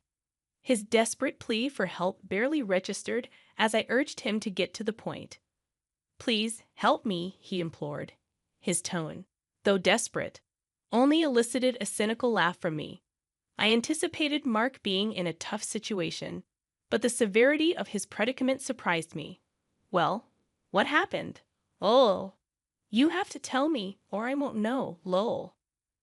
Though I had a hunch about Mark's troubles, I wanted him to confess the details himself. Reluctantly, he began to explain, stumbling over his words. He had taken over the house I used to live in, managing fine for a month. However, he recently struggled to pay the rent since he was still unemployed. Thinking my former parents-in-law, who lived on a pension, could cover the expense, he asked them for help. But the bill turned out to be much higher than they expected. Around $1,800. My retired in-laws, living frugally, couldn't afford such an amount. Furious and blaming Mark, they confronted him. Lost and unsure, Mark reached out to me, tears in his voice, asking for assistance. Despite the frustration bubbling within me, I couldn't help but feel a twinge of satisfaction seeing him face the consequences of his actions. He blamed me, venting his frustration about my lack of warning regarding the rent. I acknowledged my mistake, but reminded him that his ignorance about the monthly cost was entirely his own doing. He had treated me like an outsider and pushed me away, and now he was reaping the consequences. Sighing at his audacity, I listened as he continued, his plea for help persisting, seemingly oblivious to my feelings. "I need your help. We can't go on like this." Mark's voice carried a sense of urgency, highlighting their desperate situation. It was evident they felt cornered. I surmised that the rent due date had likely passed, and they might already be behind, considering the infamously short temper of the house owner. I remembered the stern warnings about never being late with rent payments while I lived there. Missing a payment could result in dire consequences, as Mark, having met the landlord, was well aware of. His plea for assistance was desperate, asking me to cover the rent for just 1 month. "I don't have anyone else to turn to. You still care about me, right?" Mark's words were laced with selfishness, expecting me to help just because we were once married. I wanted to tell him that my feelings for him had long faded, but I held my tongue. Instead, I coldly replied, "I'm sorry, but do I have any obligation to help you? You were the one who left me. Isn't it too convenient for you to seek my help now?" Mark attempted to defend himself, pleading for understanding. "Please don't be so cold. I really can't do this without you. Whether you still love me or not doesn't matter now. We used to be married. Can't you help me out just this once?" "No," I stated firmly, my patience wearing thin. "It's been a long time since I stopped loving you. You left me, and even before that, my feelings for you had already cooled." My response carried the weight of frustration and despair that had built up inside me over time. When I uttered those words, I could hear Mark's dejected voice on the other end of the phone. It hit me like a tidal wave of disbelief. For so long, I endured everything: his selfishness, his taking me for granted, his mistreatment, and even stood by him when I was unwell, all in an attempt to salvage our marriage. I had invested my efforts into making our life together work. But this was the outcome. The question that haunted me was why I hadn't left sooner. Why I hadn't distanced myself from Mark when my love for him had faded. Regret flooded in, mingling with the anger I felt towards him. Throughout our time together, Mark never truly faced me. He never showed concern, never tried to protect me, and never considered walking through life hand in hand as a couple. Every time he treated me like a mere maid or a money-making machine, he remained oblivious to my despair. Yet despite all this being a result of Mark's actions, he had the audacity to plead for my help as if he were the victim. His attitude felt so self-centered that it was nauseating. "Please help me, I'm begging you. How about we get married again? This time, we'll start over properly. I promise I'll never kick you out again," he said in desperation. I couldn't help but chuckle bitterly at his desperate proposal. "Remarried to you? Are you kidding me? All of this is the result of your own actions. I've tried to work with you in my own way for a long, long time. I kept trying to make you face me. Now you're telling me to start all over again with you, pretending that none of that ever happened. Do you want me to go back to those hellish days? That would never happen. I'm not going back to that life. No matter what, I exclaimed, my emotions boiling over. Tears began to flow, a mix of anger and sadness. Mark remained silent in response to my words. Unable to bear any more of this conversation, I simply said goodbye and hung up. After that, Mark didn't call, and wanting never to hear his voice again, I blocked his number. Later, I heard from mutual friends that Mark and his family got evicted from their home. In his own way, Mark tried to talk to my former in-laws and get them to pay the rent on his behalf. However, they were furious, stating, "That's not what we talked about," and refused. Consequently, they angered the landlord and had no choice but to leave. Mark hadn't had much luck finding a full-time job, so he was working part-time to make ends meet. Apparently, because they had been living together, my former in-laws had to sell their house and were now cramped in a rundown apartment, all three of them. As for me, I became engrossed in my work. My boss even discussed a promotion with me. It seemed I might be the first female manager in our company, and I received admiration from both colleagues and juniors. Sometimes friends asked, "Are you going to get married?" To be honest, after being forced into that kind of life, I had a negative view of marriage. The idea of dating a man or getting married again didn't appeal to me, but life was long, and there was no need to rush. In this generation, many people go their entire lives without getting married. If I could live my life without regrets, that's all that mattered. If I could live true to myself, that was enough. With that in mind, I wanted to continue walking through life at my own pace.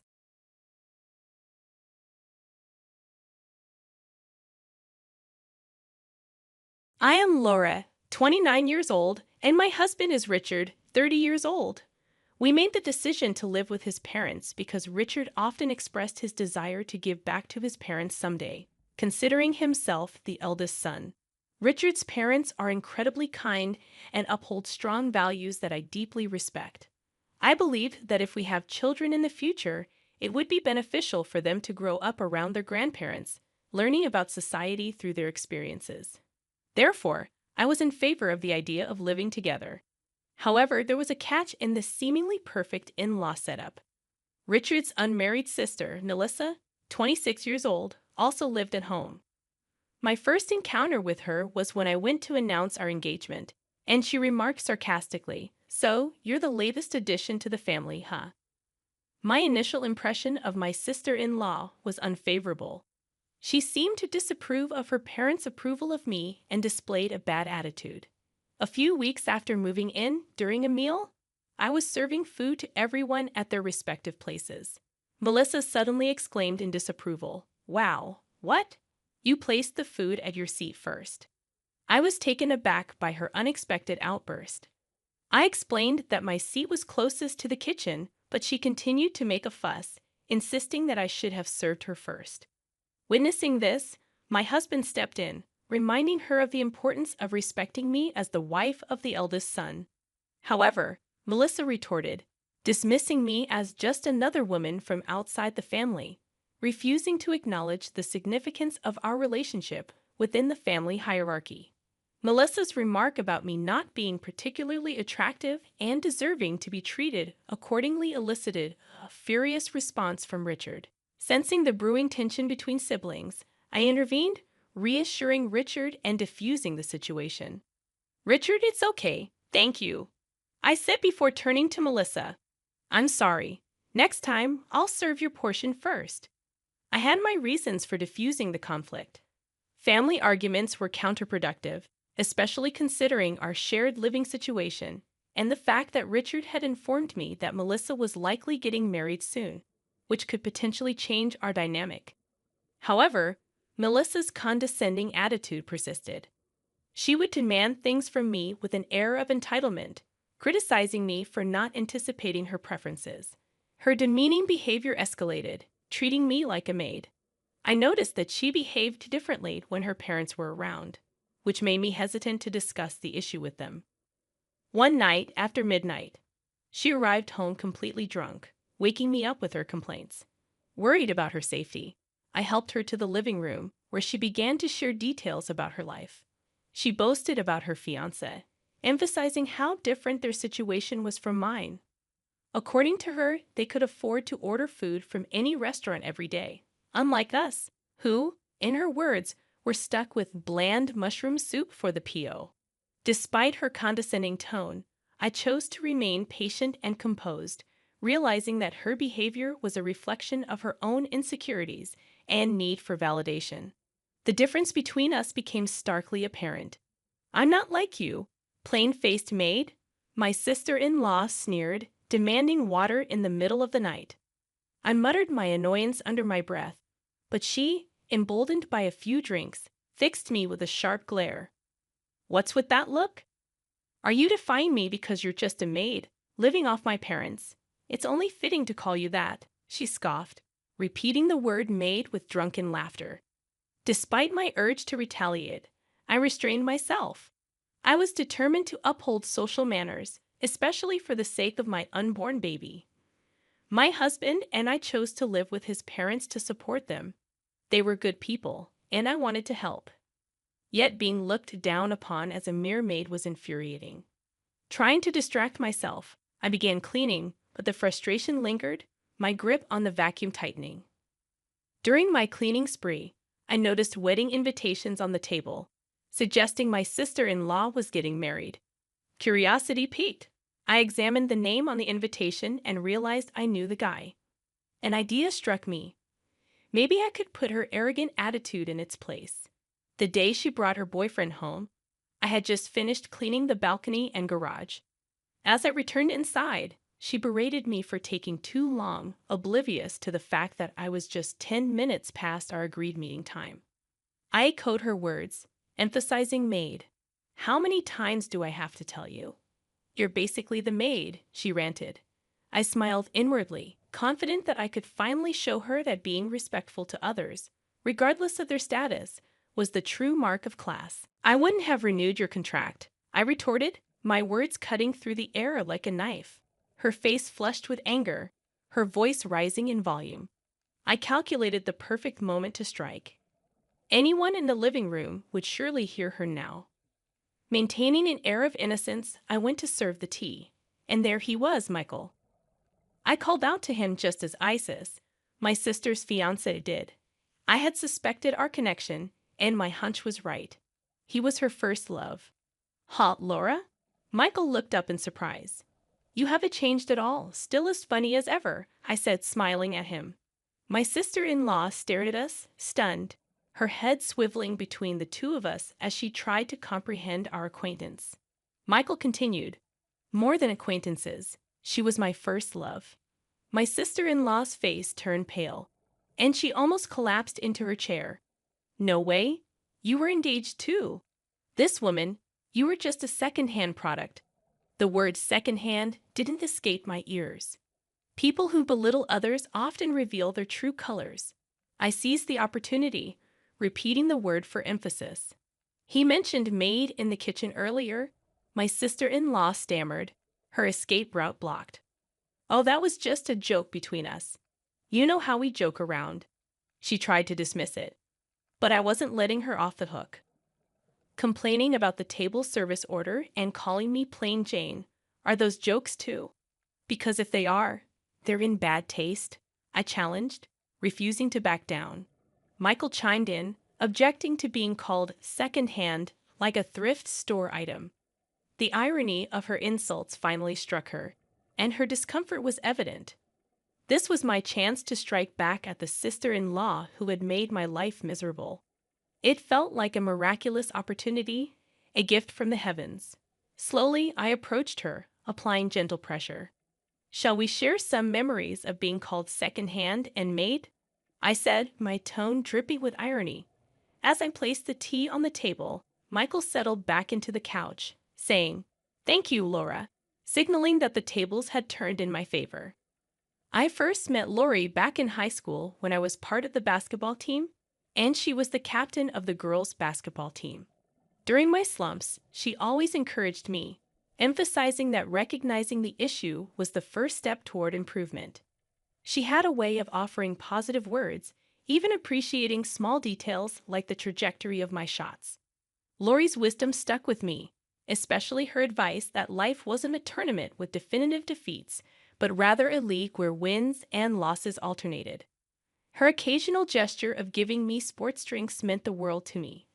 I must admit, I harbored a small crush on her and even asked her out, but Laura was incredibly popular. His expression remained stoic as he continued. After I asked her out one summer and got rejected, Lori remained considerate. She still treated me the same and even continued giving me drinks. My first love was a mix of bitterness and sweetness. He looked directly at my sister-in-law, accusing Laura of being called maid and me secondhand. Suddenly, I saw my opportunity. "I now understand the kind of person you are," he said, his voice firm. "I can't see us continuing this relationship."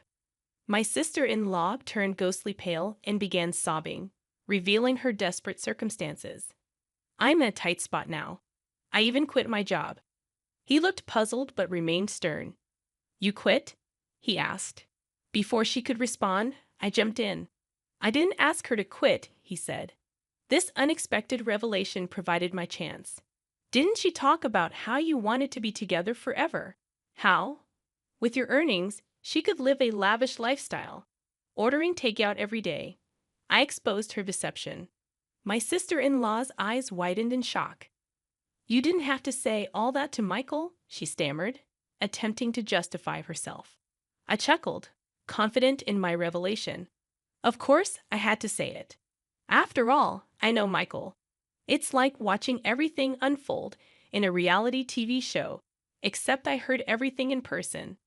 Michael buried his face in his hands, clearly overwhelmed by the situation. "I never told you to quit your job. I mean, I didn't say to continue either," he responded, leaving her to confront her own choices and deceptions. Michael shrugged, voicing his concerns. "Did you decide to marry me because of my university and my job? Normally, you wouldn't think of marrying someone who calls you secondhand." It became apparent that Michael was leaning towards breaking off the engagement. My sister-in-law, desperate to avoid that outcome, started making feeble excuses that didn't hold water. "Calling you secondhand can't be helped. It's a stain on your past, sure, but while we can't erase the past, we can create a future," he retorted sharply. I intervened, trying to reason with her. "I told you I don't see it as a stain. In fact, I see it as a good memory," he added, his frustration mounting. But my sister-in-law's agitation seemed to cloud her judgment, and she began to blurt out nonsensical words. "How are you going to take responsibility for me quitting my job? Are you going to pay me damages and support me with that money? If that's the case, we might as well get married. Come on, marry me right now. Right this instant," she yelled, grabbing Michael by the collar. Michael started to speak, his voice trembling. "I never asked you to quit." Just then, a trembling voice interrupted, and we turned to see my mother-in-law standing there. I heard voices from downstairs, so I thought Michael was here. When I came down, I saw the two of you arguing loudly. I was waiting for a moment to step in, but what I heard was so unbelievable that I just froze. She said, her expression grim. Behind her, my father-in-law stood imposingly, and even further back, my husband trembled. "I really am sorry for what happened, Michael," my father-in-law said. "My apologies to Michael too, but the one who's really been wronged is Laura," my mother-in-law added, her eyes welling up.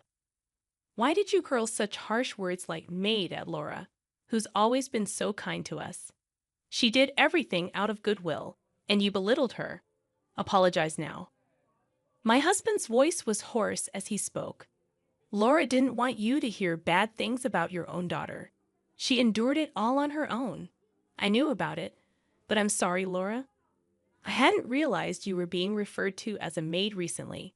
Apologize now," my mother-in-law said firmly, slapping my sister-in-law across the face. Gritting her teeth and glaring at me, my sister-in-law managed to choke out, I'm sorry." However, Michael intervened coldly. "You don't have to apologize to me. I want you to apologize to Laura and ensure you never treat her this way again. I don't want to see my first love cry, but I don't need your apology.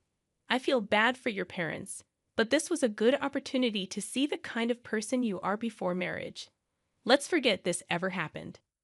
He turned to my tearful sister-in-law and added, "If you have an issue with being secondhand, then you should have stayed away from me. I never asked you to quit your job."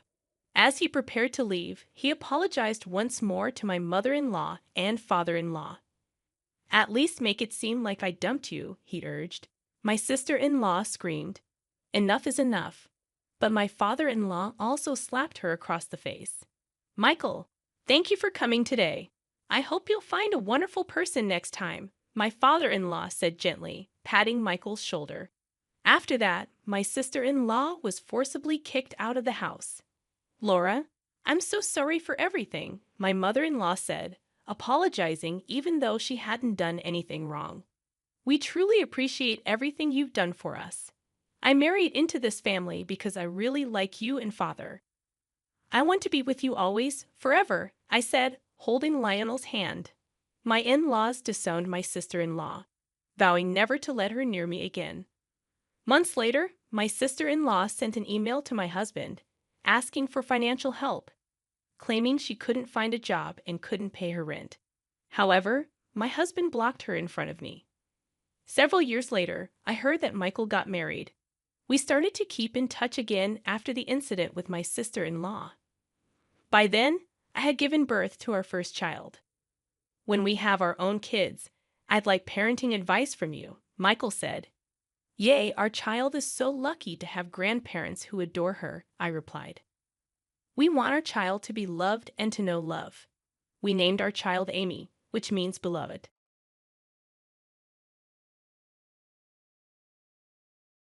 I'm Layla, 37 years old, and I've been married to my husband Jimmy for 13 years.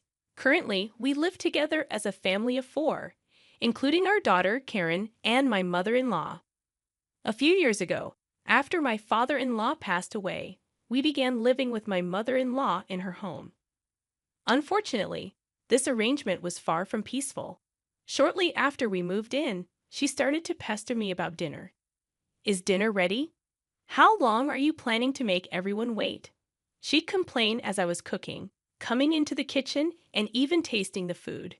"This pot roast has no flavor. It's awful," she'd say. I'd reply, "I thought I had seasoned it well." She'd retort, "How could you taste it and still have it turn out like this? You are really bad at cooking. Jimmy and Karen must feel so pitiful with this food." I'm sorry Jimmy must be having a hard time with such a useless wife. Hurried up and set the table. Despite her constant complaints, she never helped with preparing dinner. In fact, she left all the household chores to me and lounged around during the day. When dinner was finally ready and the whole family sat down to eat, Jimmy and Karen praised the pot roast that my mother-in-law had earlier criticized, saying, "This pot roast is delicious, and yeah, Mom, it's tasty." Then, my mother-in-law said, "Yes, indeed, the seasoning is just right," completely contradicting her earlier criticism. Despite her harassment and nasty commands towards me, she always spoke kindly to Jimmy and Karen, probably not wanting them to dislike her. "Layla is really good at cooking," she'd say in front of them. Today, Layla did all the housework, considering my health. She is truly a capable wife. Isn't that right, Layla? In truth, my mother-in-law had just forced all the household responsibilities onto me. As I attempted to deny it, my mother-in-law kicked my leg under the table where no one else could see. Despite her blatant attitude, Jimmy thanked me with a beaming smile, believing that I was always kind to his mom, although it couldn't be further from the truth. I couldn't hide my bewilderment, but Jimmy remained blissfully unaware of the harassment. He genuinely cared for his mother-in-law, and after his father-in-law passed away, he became even more concerned for her well-being. I couldn't bring myself to speak ill of my mother-in-law to Jimmy, who loved her deeply. My fondness for her also prevented me from confiding in anyone about the situation. When it was decided that we would live with my in-laws, Karen, our daughter, was delighted. She loved her grandma, and they were very close, always playing and taking baths together. Mother-in-law's harassment escalated when I came back from shopping one day and found the room in disarray. Mother-in-law, what happened?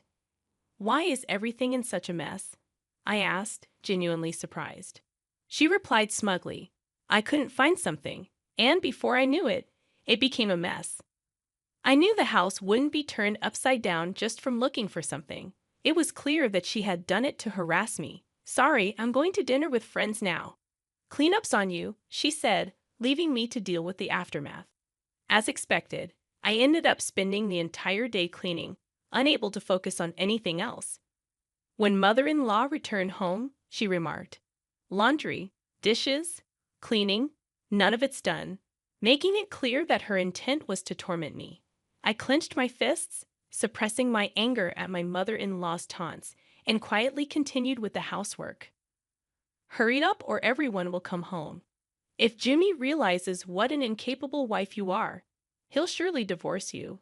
She sneered, never lifting a finger to help, only rushing and nagging me incessantly. As dinner remained far from ready, my frustration grew. In the end, dinner was late, and Jimmy asked, looking concerned, are you feeling ill? No, it's not that. But, I started to explain. But when I glanced at my mother-in-law, she was glaring at me, a silent warning not to speak up. Today has been a bit hectic, I said weakly. Oh, I see. I'm sorry. No, it's totally fine. Jimmy reassured, his kindness shining through. Mother-in-law, however, didn't find his understanding amusing. Instead, her daily harassment towards me intensified. Lately, it wasn't just about me. She began interfering in Karen's affairs, too. You two seem to be trying to get Karen into a private middle school, she accused. Yes, we are. Is there a problem with that? I countered. It's cruel to make her study late every night for exams. Stop it right now. We are not forcing her to study against her will. Karen herself wants to go to a private middle school. Kids should play and have fun. There's no need to force them to study now, I defended. But working hard now will open up more options for her future, and Karen wants this. We're not forcing it on her, I insisted, standing firm against her accusations. Recently, as Karen had been studying late into the night and attending tutoring sessions, our family time had decreased noticeably, and my mother-in-law seemed displeased. Give up on the middle school exams. It's a waste of time, she commanded one day. I couldn't hold back my anger at her disregard for Karen's feelings and her selfish remarks. Isn't it normal to support Karen when she wants to do this? I retorted, surprising my mother-in-law, as I had never talked back before. Karen's exams have nothing to do with you, mother-in-law.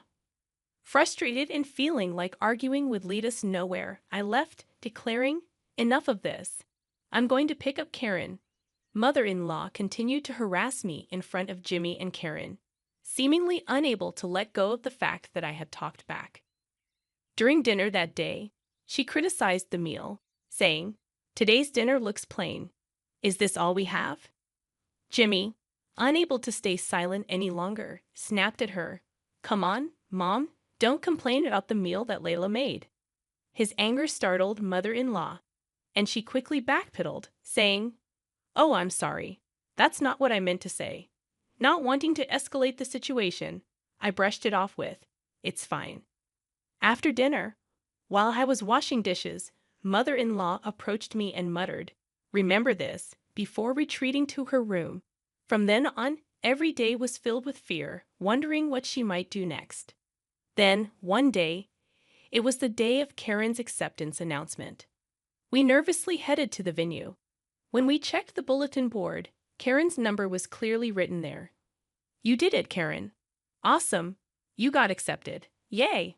We were all overjoyed. Karen had been studying tirelessly for months, and thanks to her relentless efforts, she had passed the middle school exams. We have to celebrate today, I exclaimed. Karen, "What would you like to eat?" "Steak," she replied, her absolute favorite. "Should we order delivery then?"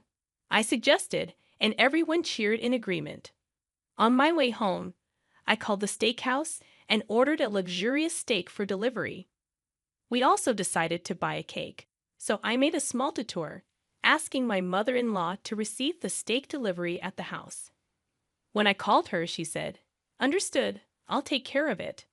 Due to various detours, we were completely past lunchtime by the time we got home. We were all hungry and eagerly anticipating the steak. "I'm starving. I want to eat the steak now," Karen exclaimed. "You're right. We're late. The steak should be here. Let's eat plenty, okay?" I reassured her. Upon our arrival home, we bumped into mother-in-law's friends as they were leaving. They all said in unison, "Thanks for the feast," and left, leaving me puzzled. I had a bad feeling and rushed inside the house. The dining table, where the steak was supposed to be, was in disarray. I asked mother-in-law, "Did you eat the steak?" "Ah, if it's a delivery steak, I enjoyed it with my friends at a luncheon. You'll pay for it later," she replied defiantly. "What are you doing?" I yelled, utterly shocked by her audacity. "You're probably planning to order delivery and slack off from housework. I won't allow that," she retorted, completely unapologetic. This was supposed to be a celebration for Karen's success, and I had informed mother-in-law in advance that today was Karen's exam acceptance announcement. It seemed she had forgotten, which explained her thoughtless actions. When Karen and Jimmy arrived late, Karen, having overheard our conversation in the corridor, was in tears. "Grandma saw me," she said, her voice choked with disappointment.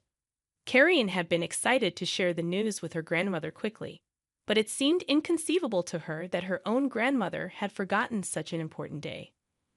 "Mother-in-law, today was Karen's middle school acceptance announcement. How could you forget such an important day?"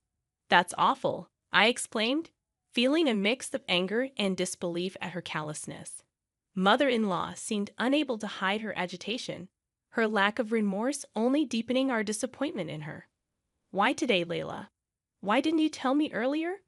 Mother-in-law's voice trembled with a mix of surprise and guilt. "I did tell you," I replied, my anger overshadowed by disappointment. I felt a strange certainty that left me too numb to be furious. Karen had worked hard and earned her acceptance. We had planned to celebrate by indulging in her favorite steak, but mother-in-law had eaten it with her friends, oblivious to the significance of the day. "I called you about the delivery, didn't I?" I challenged, hoping for some explanation. Mom, did you do it on purpose?" Jimmy's voice carried a mix of hurt and confusion. Mother-in-law's face grew paler, her attempt to find an excuse faltering. I had suspected her harassment for a while, but now it seemed Jimmy was starting to understand too. Without a word, she approached Karen, offering a weak apology and suggesting we all go to the steakhouse, insisting she would pay. Karen's response was sharp and unforgiving. "I hate Grandma," she declared, pushing mother-in-law away and fleeing to her room. Witnessing her granddaughter's rejection seemed to stun mother-in-law. She stumbled, falling to the ground, unable to comprehend the magnitude of being despised by someone she loved so dearly. After that, I confided in Jimmy about the ongoing harassment, my heart heavy with the burden of secrecy. "Why didn't you tell me sooner?" he asked, a mix of guilt and concern in his eyes. "I couldn't say anything when I thought about you and Karen," I confessed, regret coloring my words. "I'm sorry for forcing you all this time," he said, his voice heavy with remorse. "You don't have to endure this anymore." Jimmy suggested we move to escape the constant torment. Karen also expressed her desire to live away from mother-in-law, providing us with a reason to leave without hesitation. On the day we moved, while I was packing, mother-in-law entered the room, her eyes reflecting sorrow and desperation. "Are you really leaving the house?" she asked, her voice breaking. "Yes, you must be glad to be away from me," she continued, her words heavy with self-pity. "I don't exactly hate you," I replied, my voice tinged with exhaustion. "Can you please leave? You're in the way of my packing." But instead of leaving, mother-in-law began to plead desperately. Please don't leave. I'll apologize for everything. Please, I can't bear to be apart from Carrie. No matter how much I explained, she wouldn't let go, clinging to me and crying, her desperation hanging heavy in the air. So, I made a proposal. Actually, we are moving to my parents' house. If you really can't bear to be apart from Carrion, will you come with us? My father, usually stern with a scary face, knew that mother-in-law was aware of this. I said it somewhat maliciously, thinking she would never agree. Surprisingly, she did. I understand. That's fine with me, she said, leaving me stunned. It seemed she wanted to be with Carrion that badly. I agreed to live together since she wouldn't harass me in front of my parents, and if she did, I could report it to my father. Jimmy added, sorry, if something happens with my mom coming along, feel free to kick her out. So we all moved to my parents' house, and the cohabitation began. My father seemed dissatisfied that mother-in-law came with us. Of course, he knew how she had harassed me and ruined Carrion's celebration. He didn't blame her directly, but his silent pressure kept mother-in-law shrinking. She spoke less and seemed downcast. When my mother and I asked for help with housework, she readily complied and worked hard. I couldn't help but laugh at her changed appearance. Life went on without any incidents for a while. But finally, mother-in-law reached her limit and yelled, I'm sick of this house. Your father is intimidating, and Carrion can't get through to him. I think Jimmy's attitude towards mother-in-law had become colder because he couldn't endure various things anymore. Karen, let's go home together, mother-in-law said, trying to forcibly pull Carrion and leave the house. Mother-in-law, stop it. Can't you see Carrion doesn't want to go? It's better to be with me than in this house, I intervened. Just then, my father arrived. What are you doing? Knock it off, he thundered. Frightened by my father's forcefulness, mother-in-law froze in fear. I allowed you to live with us because you said you didn't want to be apart from your granddaughter. But if you try to take Carrion against her will, I'll call the police for kidnapping. I didn't mean it that way, my father warned her sternly. Hearing my father's shout, Jimmy also rushed over. Mom, what are you doing? Just leave us. We can't be bothered by you anymore. I'm cutting ties completely. No way. Mother-in-law protested. But Carrion shook off her hand and screamed, Get out. Even mother-in-law seemed shocked by this, dropping her shoulders and leaving the house in tears. Now she's back at her house, living a lonely life. Afterward, mother-in-law became reclusive, and it seems that even neighbors and friends started keeping their distance.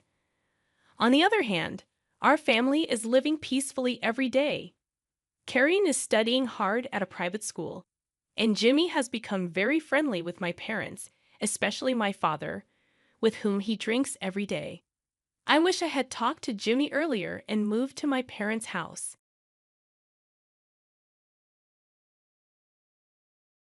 I've been happily married for 2 decades now. Despite not having children, my wife, Emily, and I share a deep and affectionate bond. Our colleagues at work recognize us as a devoted couple, a reputation I inadvertently cultivated by frequently discussing our harmonious relationship, be it at social gatherings or casual conversations. One evening, I found myself at a nearby pub, invited by a junior colleague who sought my counsel. Typically, such requests were anticipated, with pre-decided topics. This time, however, the conversation veered toward improving deteriorating marriages, a subject spanning from trivial matters to grave concerns. This colleague, a man who had faced marital crisis before, had heard about my contented marriage and approached me for advice. Although I didn't believe my guidance was particularly profound, he credited me with helping him navigate his troubled relationship, steering it away from divorce. From that point on, inexplicably, I started receiving more and more requests for marital advice. In my role as the HR manager, I understood the significance of strong marital relationships in enhancing workplace productivity. Hence, I couldn't turn away these consultations. Sometimes, depending on the nature of the discussions, I found myself puzzled, wondering why people confided in me about such personal matters. However, Each time a colleague approached me, their demeanor was serious, reflecting the gravity of their concerns. That's why I approach these conversations earnestly, engaging with my colleagues openly. Occasionally, I seek insights from Emily, drawing from her perspective as a woman. Despite the common notion that couples cease communication after 2 decades of marriage, that wasn't the case for us. Consequently, the idea of facing a divorce seemed unthinkable. However, it happened unexpectedly one evening after a usual consultation on marital issues. I arrived home slightly later than usual, around 9 p.m. To my surprise, all the lights were off. I called out for Emily as I entered, but there was no reply. At that time, Emily, a full-time homemaker, seldom left the house. I recalled her mentioning a dinner gathering with her college friends, assuring she'd be back by 8 p.m. The eerie silence inside the dark house left me unsettled. Proceeding to the living room, I switched on the lights, only to find Emily absent. On the table, I noticed a piece of paper. As I read the words inscribed upon it, I was overcome with shock. The message simply stated, "Thank you for everything. Get along well with that person." It was a clear indication of our breakup, with that person undoubtedly referring to another woman. It became evident that suspicions of my infidelity were looming, though I had no inkling as to who might be behind these accusations. An uneasy feeling settled in, prompting me to dial Emily's number repeatedly. Strangely, she didn't answer, and her voicemail remained untouched. I hesitantly reached out through WhatsApp, but my message lingered unread for what felt like an eternity. Emails met with the same silence. Desperation pushed me to dial Emily's family home, a rare move for me. My mother-in-law's surprised tone greeted me, questioning if something was amiss. "Is something wrong, Matt?" she inquired. Her concern deepened my sense of foreboding. I had assumed Emily would be at her parents' house, but her absence there left me fumbling for an excuse. "Oh no, it's just that Emily couldn't decide what to get for Mother's Day, so I thought I'd ask you secretly without her knowing," I blurted, acutely aware of the flimsiness of my excuse. "We'll still think it over together, of course." Without waiting for her response, I hastily hung up, my heart pounding with guilt. The following day came and went, devoid of any communication from Emily. Clueless about her whereabouts, I spent the day in a state of restless anxiety. On the evening of the second day since Emily's disappearance, the doorbell pierced the quietness of the house. I rushed to the doorbell monitor, hoping beyond hope that it was Emily's return. I was taken aback when I saw my mother-in-law on the monitor, her unexpected presence surprising me. "I couldn't help but worry about the way you sounded on the phone," she said, her concern evident in her voice. Realizing there was no point in trying to deceive her, I showed her the message Emily had left behind. The moment she read it, her expression turned stern, and suspicion clouded her eyes. Despite my calm explanation that I had no knowledge of the message's meaning, she remained unconvinced. Her doubts about me lingered, unresolved, and she eventually left, leaving me to grapple with the mystery of Emily's disappearance. In the wake of Emily's vanishing act, I found myself repeatedly pondering the message's cryptic meaning, but I remained clueless. After much contemplation, I decided to visit the police station and file a missing person report. However, the police officer I spoke to dismissed my concerns. Persisting, I pressed on, but the officer seemed irritated and asked, "Have there been any strange changes in your wife's behavior recently? Any signs of another man?" His unexpected question caught me off guard. In a fit of anger, I retorted, "There's no way something like that would happen with Emily." However, the officer, likely accustomed to such defensive responses from concerned spouses, remained unfazed, his expression unchanged. He calmly continued, "Sir, please." I agreed to file the missing person report, though I couldn't shake the feeling that the officer's response was mechanical, lacking genuine interest in finding Emily. Leaving the police station, the word cheating lingered in my mind, an unsettling echo of the officer's inquiry. Back home, I continued to dwell on Emily's recent behavior, searching for any suspicious signs. Despite my efforts, I couldn't pinpoint anything alarming. In the days following Emily's disappearance, I slept in the living room, ready to respond to any communication. One night, the doorbell's chime jolted me awake. I hurried to the monitor and was surprised to see my mother-in-law's stern face. Hastily, I opened the front door, bracing myself for her reprimand. Unexpectedly, she uttered astonishing words. "Emily is at my house right now." I stood there, frozen, absorbing her words. After a deep breath, I snapped back to reality, swiftly preparing to leave. Just before I stepped out, my mother-in-law said, "I suspected you. I'm sorry." She had come in person to apologize, explaining her stern demeanor earlier. Rushing to Emily's parents' house, my mind raced, contemplating the situation. I reasoned that the last time my mother-in-law visited, Emily had probably been at her parents' place. However, Emily must have abruptly returned home, explaining the situation to her mother. In my mind, I envisioned my mother-in-law coming to my house, intending to confront me directly, perhaps even interrogating me rigorously. Yet, witnessing my flustered state, she might have doubted the accuracy of Emily's words and left without saying anything. She had no way to verify the truth, so she returned home empty-handed. Today, she'd likely heard something from Emily and came to apologize. With these thoughts driving me, I hurried to Emily's parents' house. The journey was a mere 20-minute walk, but I wanted to confirm Emily's safety urgently, so I ran. Upon reaching my childhood home, Emily, as soon as she saw my face, began apologizing profusely, her tears flowing freely. I found myself at a loss for words, caught in a somewhat comical state of disorientation. Finally, when Emily regained her composure, she began speaking quietly, explaining her side of the story. As I listened, all the tension left my body. The reason she had left home was a complete misunderstanding on her part. On that day, Emily had glimpsed me while she was on her way home after finishing dinner with her friends. I was merely walking, carrying a small child. Beside me stood a woman in her early 30s, the two of us appearing like a genuine parent-child duo. Emily murmured, reminding me of the day when she had spotted me. It was a day when I had received a consultation from a junior colleague. Later, in the evening after work, I had a discussion with his wife. This colleague of mine, still engrossed in his work, had 2 children, both about to turn 2 years old. He had refrained from joining the discussion, fearing he might inadvertently worsen things if he were present. The root cause of the couple's relationship deterioration was the wife's constant complaints about his late arrivals home due to a significant project's final stages, demanding his late-night presence. He was deeply involved in the project, often working late into the night. Consequently, he returned home exhausted and lacked the patience to listen to his wife's grievances.